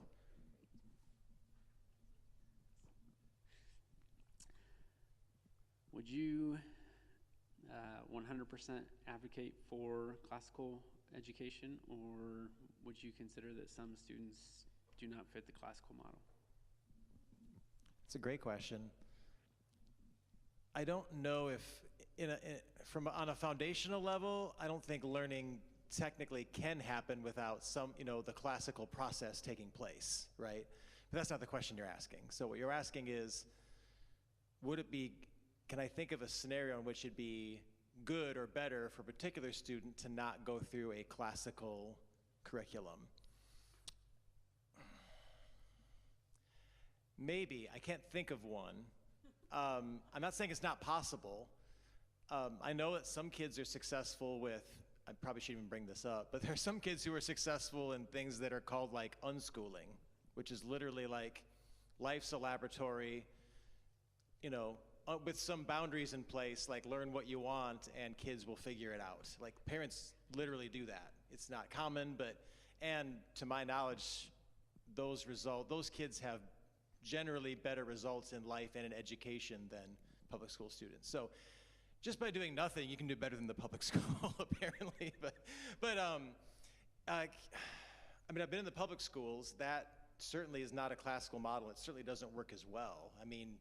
I saw kids in high school who are like still in the grammar stage. They're still stuck in the grammar stage even in high school and can't even produce information or new ideas.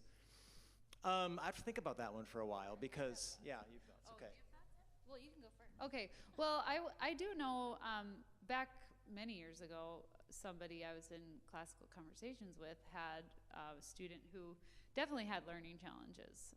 She was not at the same level as her peers, but her mom spent a lot of time helping her, and they stuck with it all the way through, and she did amazingly well. And even I know people who have had therapists and doctors and other people that thought they, said, well, this kid's never going to be able to graduate high school or get a GED or, do X, Y, Z.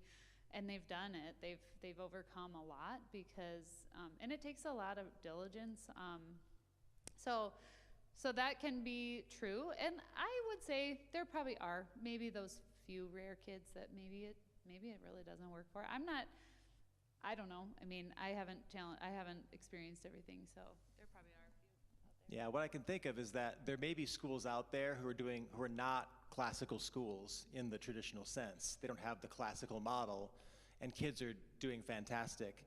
But it's probably because they are doing the classical model really well, even though they're not calling themselves a classical school or calling this the grammar stage where kids just memorize.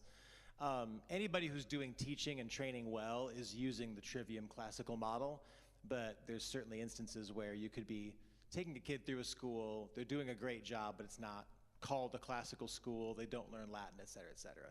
That's about the best I can do with that one, so. I was going to just add to that. I think their points are really great, but that each child God has made differently. Every one of us are made completely different. God has a unique purpose for each of us. But what I think is really cool, and just raising two kids that are totally different, and I see that, and I think it's really, really cool how God did that. But I will say, just because it's a classical model doesn't mean you can't tailor it to how God created your child. Does that make sense?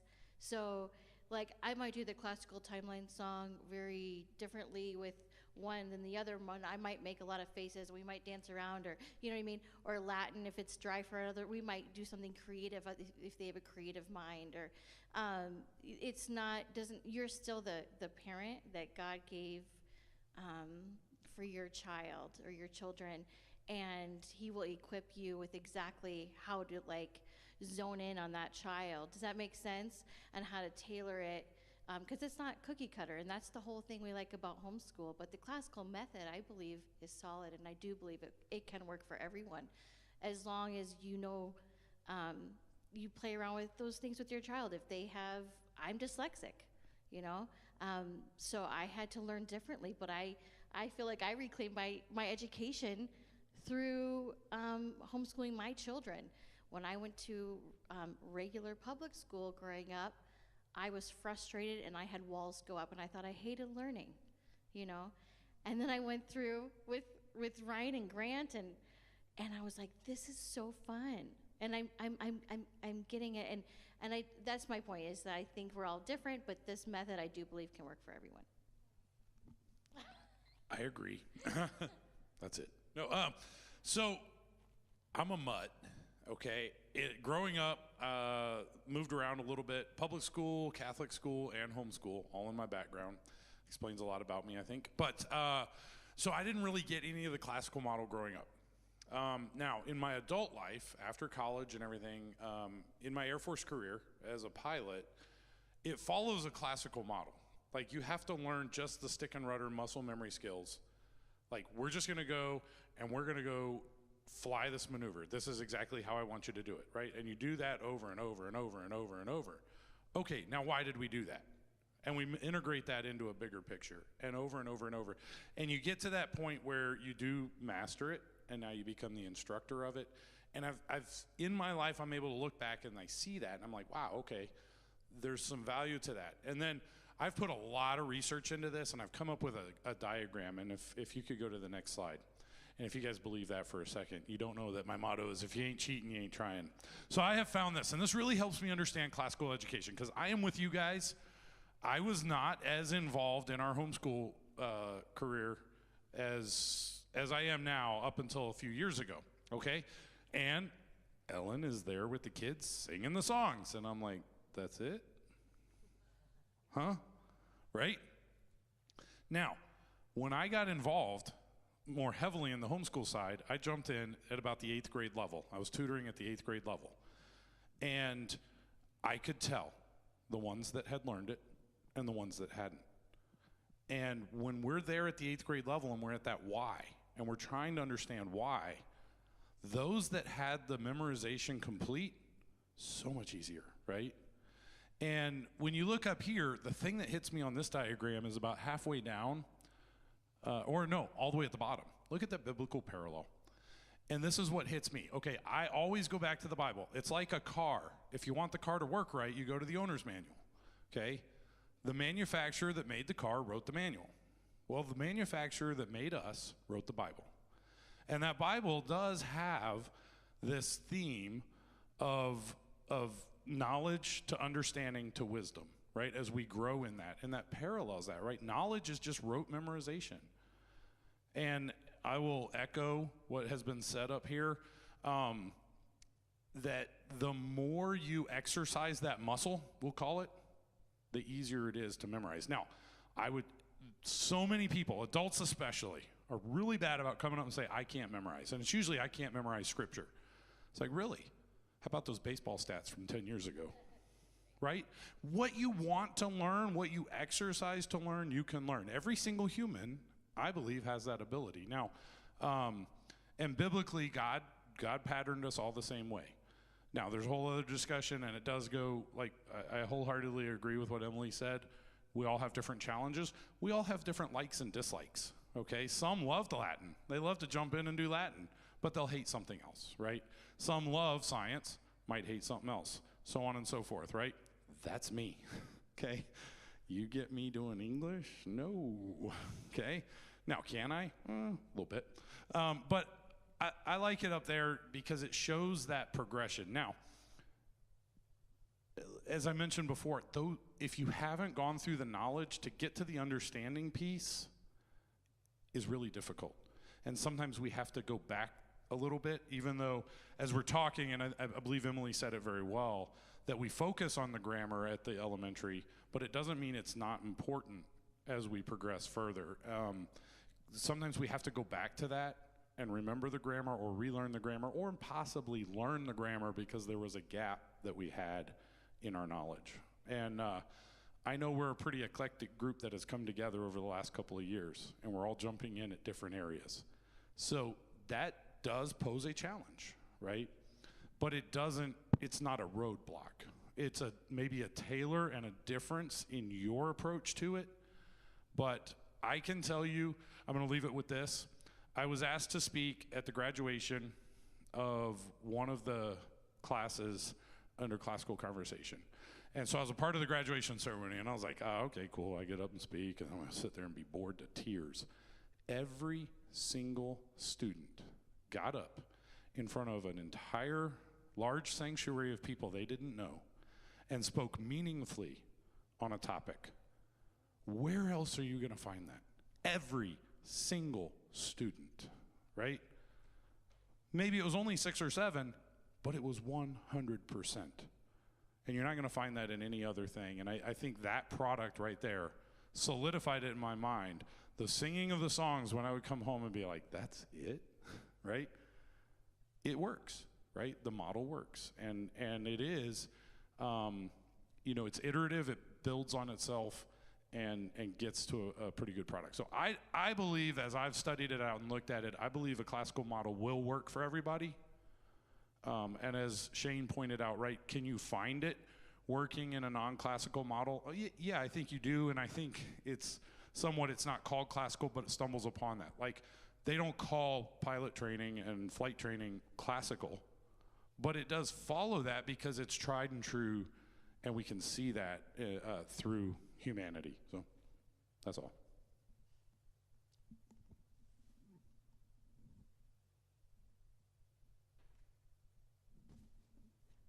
So I also wanted to give you guys a chance to share what you're struggling with currently. If there's things that you're like, my kid is really struggling with this thing. There's a lot of really wise homeschoolers in this room, so we might be able to help you, maybe. So if there's anything like that, feel free to share that too.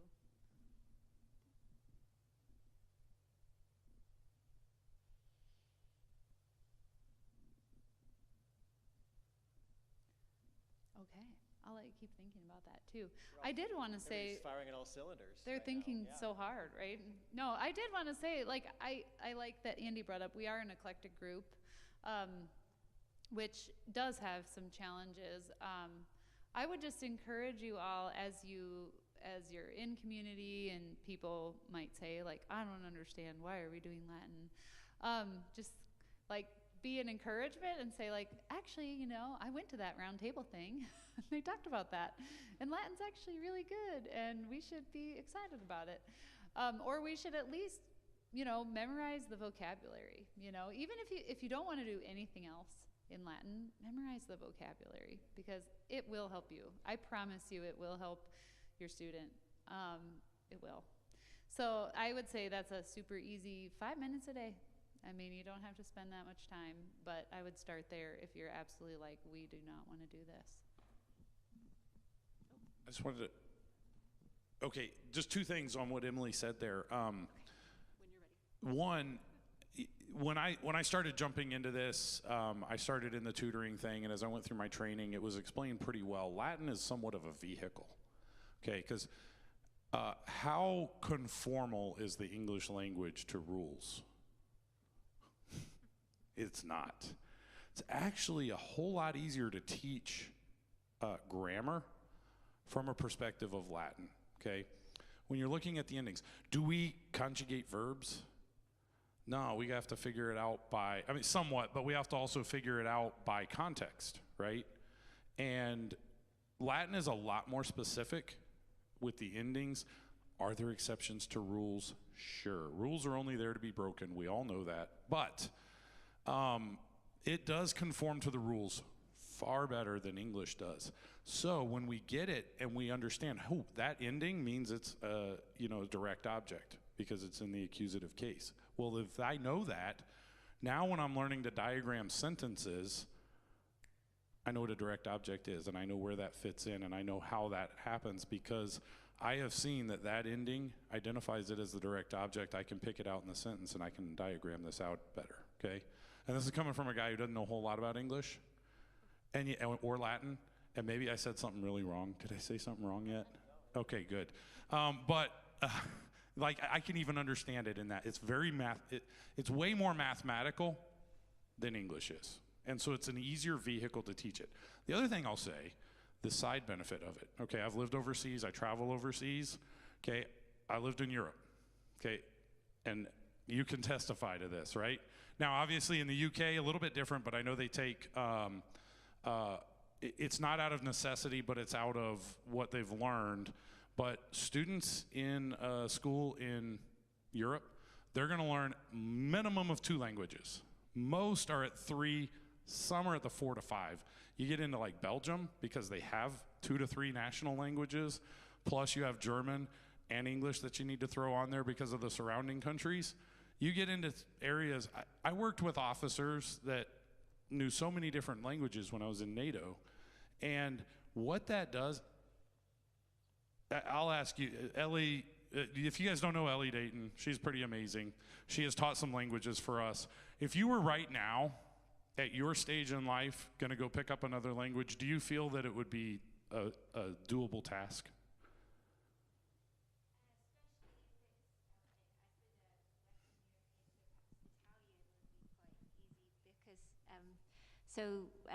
I learnt French first. I did a little bit of Latin, but did French first, and then Spanish was very easy because of the similarity with French. And so something like Italian would be very doable. But I guess just kind of exposure super helps as well. I think a lot of Europeans just go to a different country and without knowing the language, and you learn it because you have to, and it's a joy. But also your brain has been trained well to do that. And we live in such a world where that is a skill your child may find very useful. Right now, we're so globalized that learning even Chinese, Arabic, some of the harder languages, I'm gonna tell you right now, if you put Ellie in the room and you put me in the room and we're getting the same instruction, she's gonna be fluent in about 1/100th the time it's gonna take me, okay? Because I didn't learn a whole lot of extra languages growing up. Her brain is way more wired to do that. Studies show that. This is something, so as we're learning Latin and English, it's a vehicle to learn English, but it's also helping branch out and building that baseline for learning those other languages. Sorry to put you on the spot.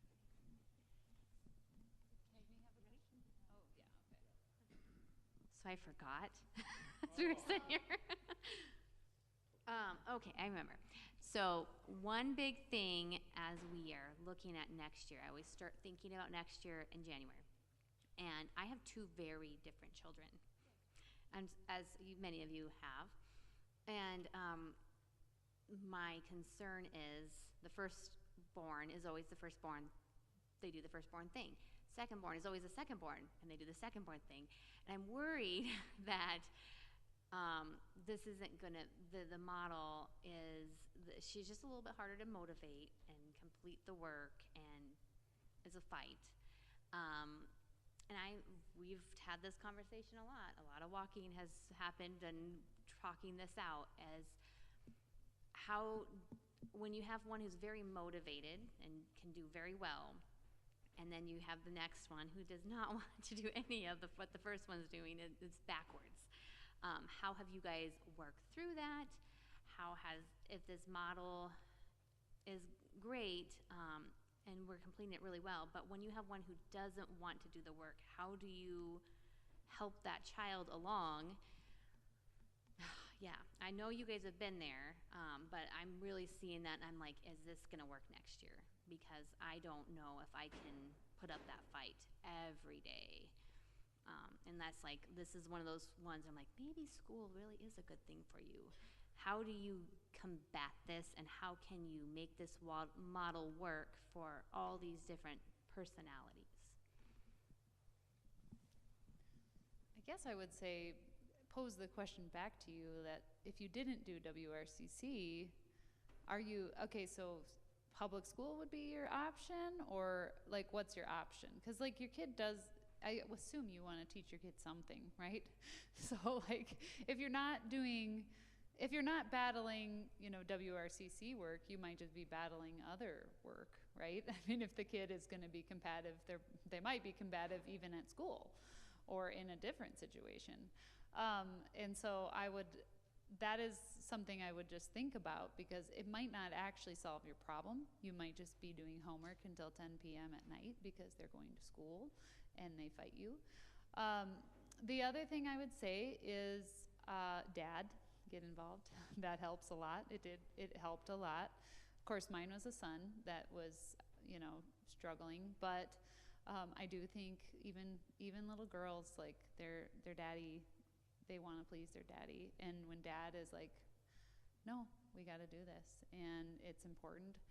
And for our kids, like you don't get the privileges if you don't do the work. Like if I have to fight you all day, like you're not gonna get to play video games. Sorry, So that's a tool that we use in our house. And they do. I would just say, Eli, it was a battle. Like for years, it was a real battle. But I knew his heart, and that's really why we didn't put him in school, because I was afraid for what would happen if we put him in school, because I knew him well enough to know that just scared me enough, that I didn't want him in that situation. And so we stuck it out, and I'm really glad we did. And now the switch has flipped to where he wants to do it. He's motivated, he wants to do it. It took a while, but maybe you guys have other practical thoughts. Yeah, I had similar thoughts. I mean, I've had many of these meetings in schools, sitting there with a kid who wouldn't do their work. Hundreds of these meetings, special ed meetings where we're talking about learning disabilities. And I do think learning disabilities exist. They can exist. Typically, they are school caused. And typically, they have to do with things that have nothing to do with the schoolwork itself.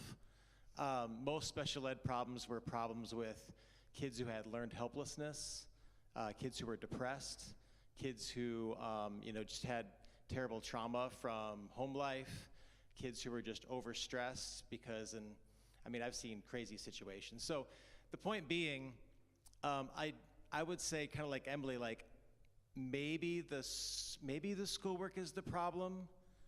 I'd say it's highly unlikely that the schoolwork itself is what's not working, right? Because there's going to be schoolwork anywhere. Learning is work. Like there's no way around it. So just digging down to what the deeper issue is I don't know what it is, and you don't know what it is yet either, but there's something down there that's the unlock.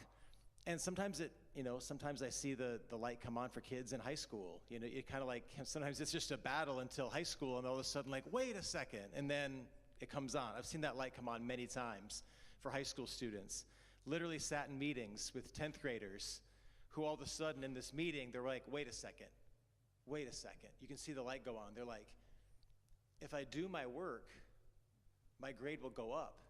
And we're like, yes, he's got it. He's figured it out. You know what I mean? Like, I've seen that literal thing happen. So I would just kind of dig deeper into what's going on, like under the surface there. Is it like, is it just laziness? Is it like a fear of failure, a fear of looking dumb? Like, it could be a million things, right? And so what I guess my encouragement to you is that I don't think it's the model of learning that's the problem, because that's rarely the problem. And it's rarely an issue where, especially in homeschooling, it's obviously not the teachers, right? I mean, you both are fabulous teachers. So it's not a teacher problem. It's not a school model problem. It's something else, going on with her, and it may take some time to unlock, but and it could just be a matter of just putting in some boundaries. Like 80-90% of the time, it's laziness. It's just just not wanting to do things we don't want to do, because like I feel that there's lots of things I don't want to do. I don't follow through on all my commitments to myself that I try to make. So anyway, those are my thoughts.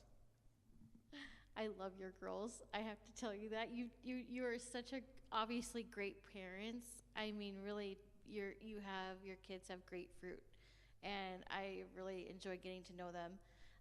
Really, truly, I love them. I think for me, it's just changing my expectations sometimes too. I know that sounds kind of funny, but just because you get used to maybe you have the older one, and you just get used to how they learn. Do you know what I mean? Or you just kind of think that you just get used to it. And so that sets that expectation subconsciously, And your next one, well, they're different. And you're like, oh, hi, I gotta relearn everything with you. It's just a completely turns you around, you know, so you're sitting there like, okay, how do I reach this one, you know, does that make sense? So for me, I had to change my expectations and remind myself, like I said before, they are different. You know, they are different. They're going to learn differently. Doesn't mean that they both won't thrive classically, you know. One might have to have more game orientation in learning than the other, or more time, you know, with your schedule that you're like, okay, we're going to have more breaks, or we're going to, you know, just figuring out what those things are, I think would be good. And then that would kind of change your expectation too. Does that make sense? I know that's kind of weird as to expectation, but. No, I think that's really good. I think expectations play a huge part in it, because there's two sides to the expectation thing. One of them is that kids will rise to the expectations we set for them. They really will. If we hold the line, you know, if we really believe they can do this, and we know they can do this, and we hold that line till they do it. Classic example is, if you've seen the movie Stand and Deliver, there's that classic movie with the math teacher. He teaches these inner city kids calculus, like advanced calculus, and they all get a 5 on the AP calculus score, and they get charged with cheating because they all got the same problems wrong, because he taught their class so well, they all got the same problems wrong. So they thought they were cheating because they were these poor inner city kids that aced the AP calculus test. So they had to take it again, and they aced it again. So basically, that was his thing. He's like, they will rise to the expectations I set for them. And all the other teachers hated him, you know, because he got results where they just made, you know, excuses and complaints. So on one side, yes, like if you call your kid higher and tell them, these are my expectations for you, this is what I believe you can do, and you set that standard and show them by your vigilance that you're not holding away from it, that will work on them and affect them over time. Not overnight. It's not like you say that and like, oh, they're fixed, you know. Your kids are never just fixed, you know. I'm not just fixed. Like, we all have our struggles. But setting that high expectation, holding to it is huge, because you are showing them that you believe in them and you're not giving up on them. But also the expectation that they're not going to be at that, like, tomorrow, right? Like, if you're at level 2, let's go to level 3, right? Let's not jump to level 10. Like, what's the next step in improving the situation? Let's just take that step today, manageable step.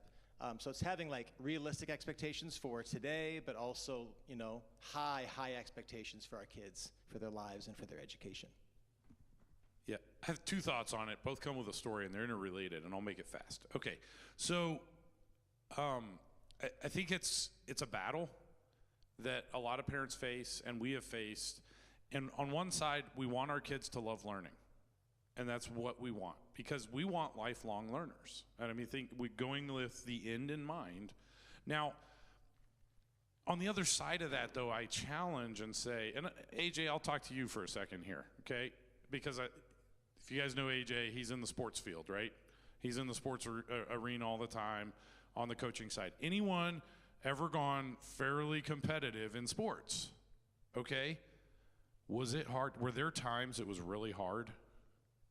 AJ, do you have times, even now maybe, where it's really hard? Do you still love the sport? Yeah, you do. And you still want to go further, right? And some of those coaches that were the toughest on us, we love them the most, right? And so you kind of have to look at that. This is coaching, right? We're coaching these kids, and there are going to be some tough times. But when we make it through all of that together on the other side, so do they love it right then? Those players don't love it on that field. They want to, I mean, and movie after movie after movie has been made. We just watched Miracle the other day, right? You ever watch Miracle of the 1980? Yeah, again, right? And he actually set himself up to be the hated coach, right? And he had good cop, bad cop and everything. But at the end, he had such a rapport with those gentlemen, right? And they loved him as that coach, and they look back on that. So based on a true story, obviously, not all true events. Okay, so it's that wrestling match there. And the other thing I look at is, again, on the expectation piece, I see a lot of this crop up at middle school, okay? Because it bumps up. Now, I can't think of a better time for it to bump up than in middle school, because it is going to bump up again in high school, and guess what starts mattering? Okay, if you do want a transcript out of this, that's where it starts mattering. That is where they're going to start assimilating the knowledge together. So it's better to bump it up earlier than later. In my mind, this is me, because it's going to have to happen. If you don't, take 30 seconds and think in your head all of the adults that you have interacted with over this last week and how disappointed you are with a vast majority of them. Okay? Doesn't take more than 30 seconds for you to have a, yeah, there you are, Seth, right? That is what the world is putting out with low expectation, okay? And we don't want to do that. Quick story on that one. I went to the movie theater a couple years ago as a summer movie program at the Elks Theater. And if you guys don't know Christy, she is a saint. She's the manager there. And I went in and I'm in the snack line and it is taking forever. And I am so frustrated. I just want to kill someone, right? I just want my popcorn. I want to get into the movie. Come on, people. And so I finally get up to the front and I see what's happening. And Christy is having to sit there and say, okay, he gave you a 20. So it was $10. So we take a 10 and 10, you know, and counting it back out and say, now I just counted it to you. You did that to him. Not just with one, multiple employees. And I'm like, oh, like that is what's coming out with low expectation in this world. Yeah, no. And yeah, I'm not even saying that. I'm just saying if we decide to set a low expectation, that is the product you can expect to come out of it. So with a higher expectation, there is going to be that time of confrontation. It is not bad. I challenge you to look at it not as a bad thing. Do it healthily in a coaching manner. And on the back side of it, just like with sports, you'll come in. Now, in middle school, though, the other thing is our expectations sometimes could be a little too high and at that mastery level. Is that where we're expecting it? No. That is a story. When I jumped into 8th grade, I'm coming from being the instructor of instructors out at the base teaching B1 tactics to people, right? I am expected to be the guy to give an answer. And I come now and I'm going to teach these 8th graders. And I got to teach them Latin. Do you know how scared I was? I don't know Latin. Then I realized, oh, they're 8th graders. And you were one of them. Second class. Ryan was one of them. Okay? And we got through it together. Did I make a lot of mistakes teaching Latin? Yes, I did. He's lying, okay? Logic I was a lot better at. Latin, not so much, right? But I was like, oh, wow, these are where the level of learning we're at and we're trying to get to, I can get there, right? And so again, judging that expectation, setting it appropriately, but holding them to it, is going to be a problem no matter what curriculum you choose. And you know, like Shane said, and I just challenge everyone to kind of look at it. It's really a mindset thing. When do I want the challenge to come? And how am I going to help coach through that challenge, right? And I love sports, teach you a ton about life, team sports especially. And you can look at on those challenges, and I'll bet there's a lot of us with really fond memories of our sports time in our past. Some more past. But most of them were not easy times.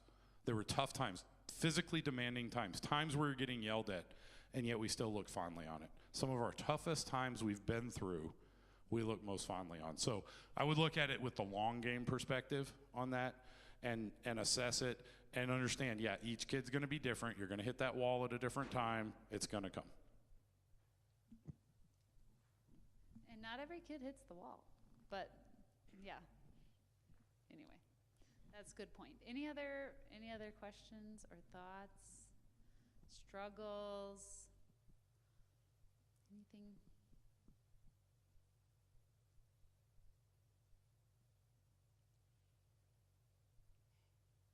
Oh, Ellie? Yeah. So I guess my question is,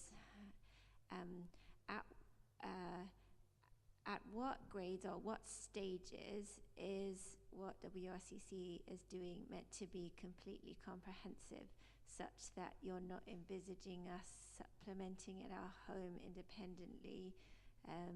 Is there a place where that happens? Is there a stage when that happens?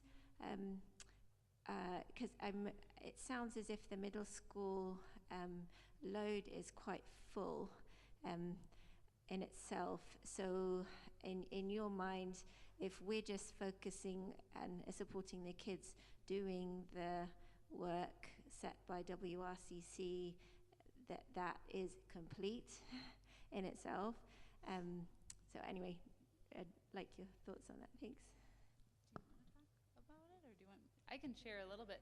So yes, it does eventually, aside from math. Because what we found out, all of us did CC for many years, and CC did incorporate math into the day, but it was really tough because kids are all over the place, especially, I mean, homeschoolers, but public school kids are too, actually, in their math understanding. And so we just kind of the board decided and we agreed that in middle school and high school, that was the one subject that they just do independently at home. But otherwise, yes, it's fully comprehensive. And honestly, I can say, like, Ezra does think middle school's harder than high school. So their work is easier than mine.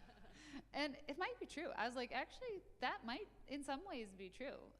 He is, because of where he's at, right? He's in 6th grade. It feels harder to him now because he's in that first year of, okay, you've got a lot more work and this is feeling harder. But I can say now we're halfway through the year and things are starting to click. He's starting to be able to do more of his work without my help. He's starting to get through it faster. All that stuff is happening. And so really it's probably 3 hours a day, maybe. And then 3.5 if we count math. So if he does it, quickly. Math can take 3 hours on its own if he doesn't want to do it. But, so it's really not that hard as far as that goes, but I do think it is really comprehensive. I would say that's pretty true for my other kids that are in high school. They probably spend 3 to 4 hours a day. Like our son Jonas, he's a nerd. His friends all call him nerd like every single day. You're such a nerd. Because he's just like, I love school. This is so fun. And they're just like, you're such a nerd. But he wakes up and he wants to do all of his work. He does almost all of his work Tuesday through Thursday. And then Friday, he's usually done by like 10 o'clock in the morning. It's like, I'm done, Mom. I got it all done. And so that's great. That's his personality. So it's totally, like, we want it to be rigorous but manageable, if that makes sense, so that kids can go have a job and experience these things and not feel like they're, working so hard. And I think if parents can put that little bit of, the parental pressure or the like, yes, you're going to do this. Like when you're consistent with that and you just continue to like, yes, you're going to do this. This is the expectation. Eventually they realize like life gets easier if I just do this. If I just do it, it's easier and everybody's happier. And then they can be free to do all the other things they like to do.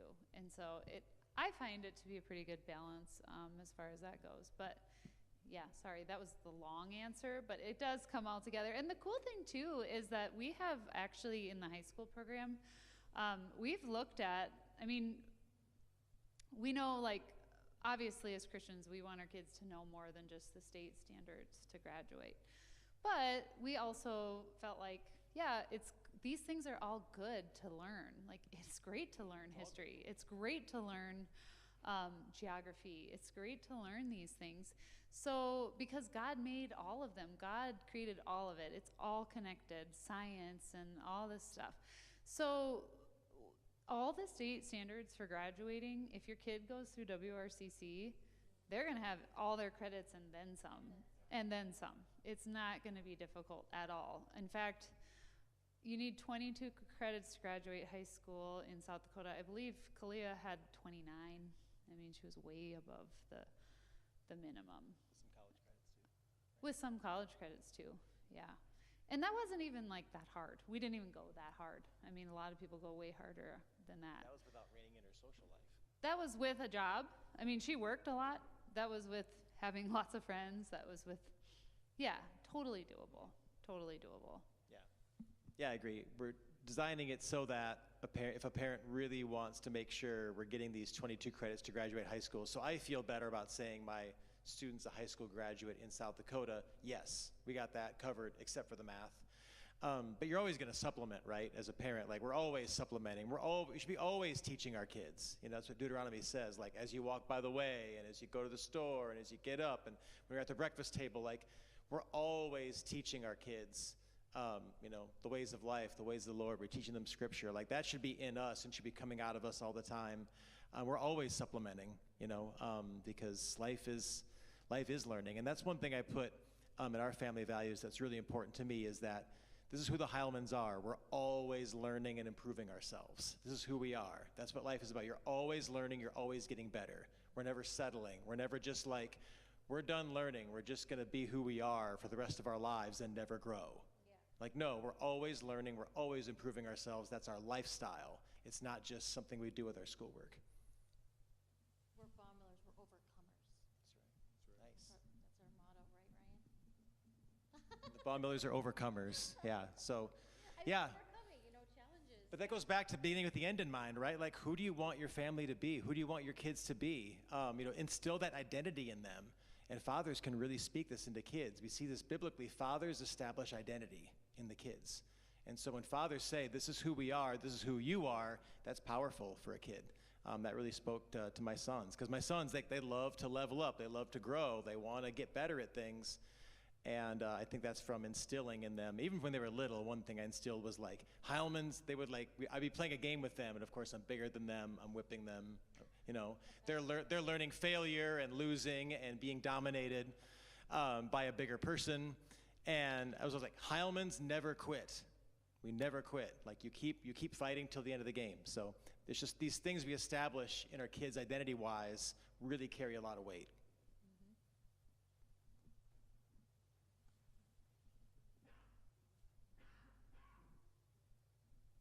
I mean, curriculum-wise, we've tried to design it so that you really don't have to think that hard, which is kind of nice.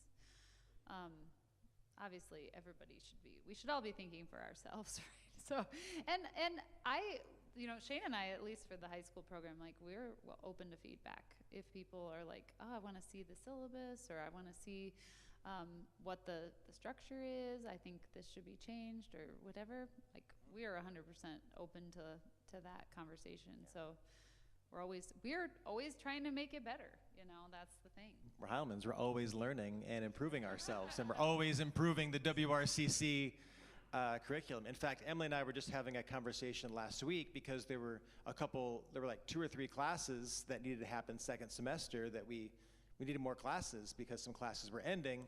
So we were discussing, what do we want to offer for classes? Because we have that flexibility because we have the standards covered. So now we can think about, what do we want these kids to learn? What's really important? What are the most important classes we can offer to high school students? I mean, you all tell us, like, if you could make a class for high schoolers, like, high schoolers ought to have this class. What would that class be? You know, that's what we want to do. So we came up with a couple. One was The Art of Influence, People Skills for Success. So they're going to go through, you know, because isn't that super important for success in life? Being good with people and being able to influence other people positively and also being able to communicate in ways that endear you to other people. Just being liked is kind of important, you know? So, and then the other one was, I think, world religions, right? So we're going to learn that one too. So we had lots of choices, but those were 2 we settled upon because we have lots of other great choices too. But the point being, we want to teach kids what's most important for them to succeed in life, to be prepared for anything. So not just, you know, I mean, Calc 2 is great, but like, what's more important? People skills or Calc 2, you know? I mean, you don't study Calc 2, like, go do it at home, you know? No, and actually, if you guys have free time during the day and you want to sit in on high school classes ever, you're 100% welcome to do that. I would highly recommend doing that because at least this year, I mean, we have some very, very incredible instructors. And I'm just like, I love going to class. I love world history. I love psychology. I'm like, I'm soaking it all in. So it's fun. I want to pile on that. In addition to that, take something that was key to me when I was getting exposed into the classical model and kind of seeing, is this where we're going, is a little bit of what happened tonight.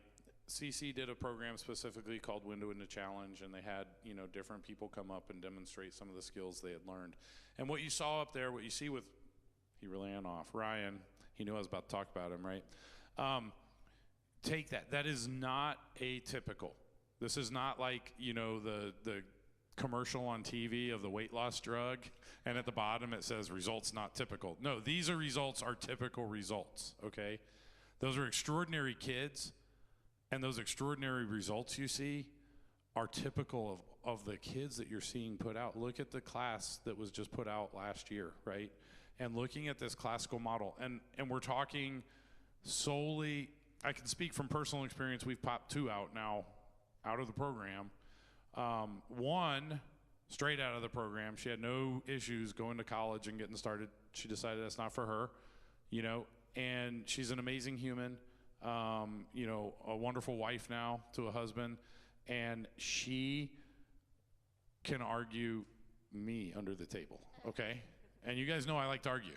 And then our second example, she was kind of the feisty one, and she wanted to go, she's going to Baylor right now. She's actually tomorrow heading back to school. And her journey was a little bit different, but she decided, hey, I want to go to RCC, okay? And for the longest time I said no. I went on my first college visit with her, and I'm looking, and I'm like, wow, this is a really huge school. I'm not used to this. I'm like, I'm not sure I'm ready to go from you're here in my house to you're 1,000 miles away at this large campus. Maybe RCC is not such a bad idea. And so we went in a February of her junior year, got her enrolled in RCC. We talked to them on Friday. I believe on Monday they called her in for testing to make sure that it would work. And they called us back and said, yeah, she's in. Okay. It wasn't like cram, learn, study, do all that. It was a nice transition, even into a high school program here. And then she's transitioned into Baylor as well. Similar stories to like the speeches with Kalia and everything.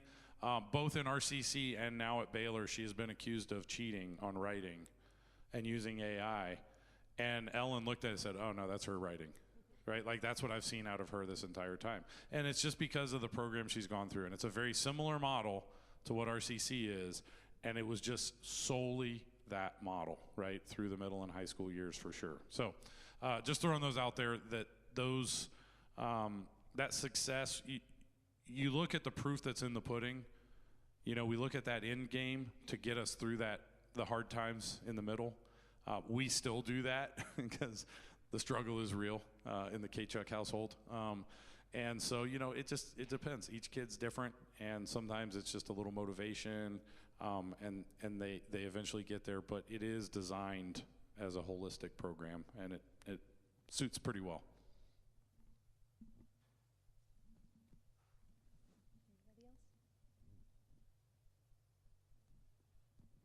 I think it's a good way to wrap up. I mean, I think that's a good point to end with, and just that's what the community is for.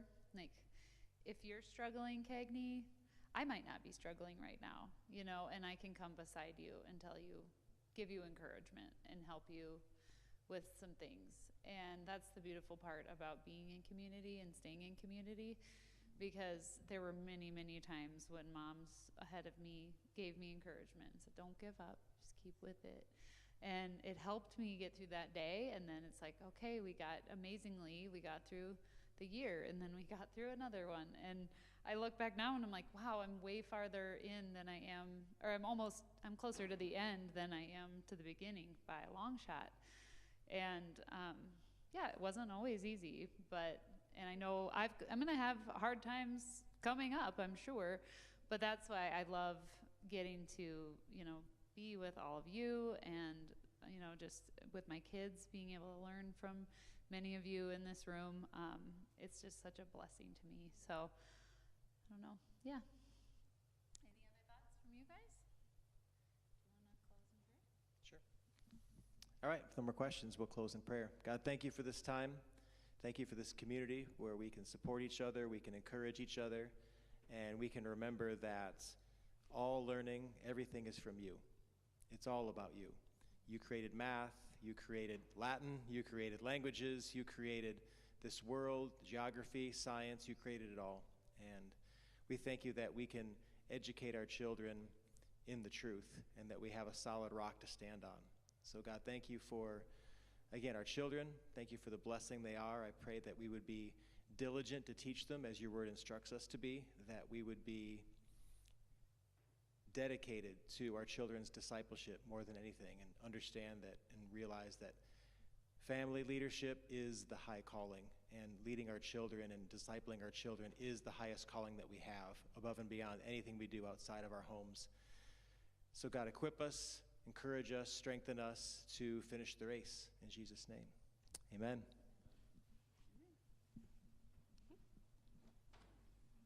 Thank you guys for coming on a Friday night and spending it with us. It was great. It was good. Good job, you guys. Oh, where'd he go?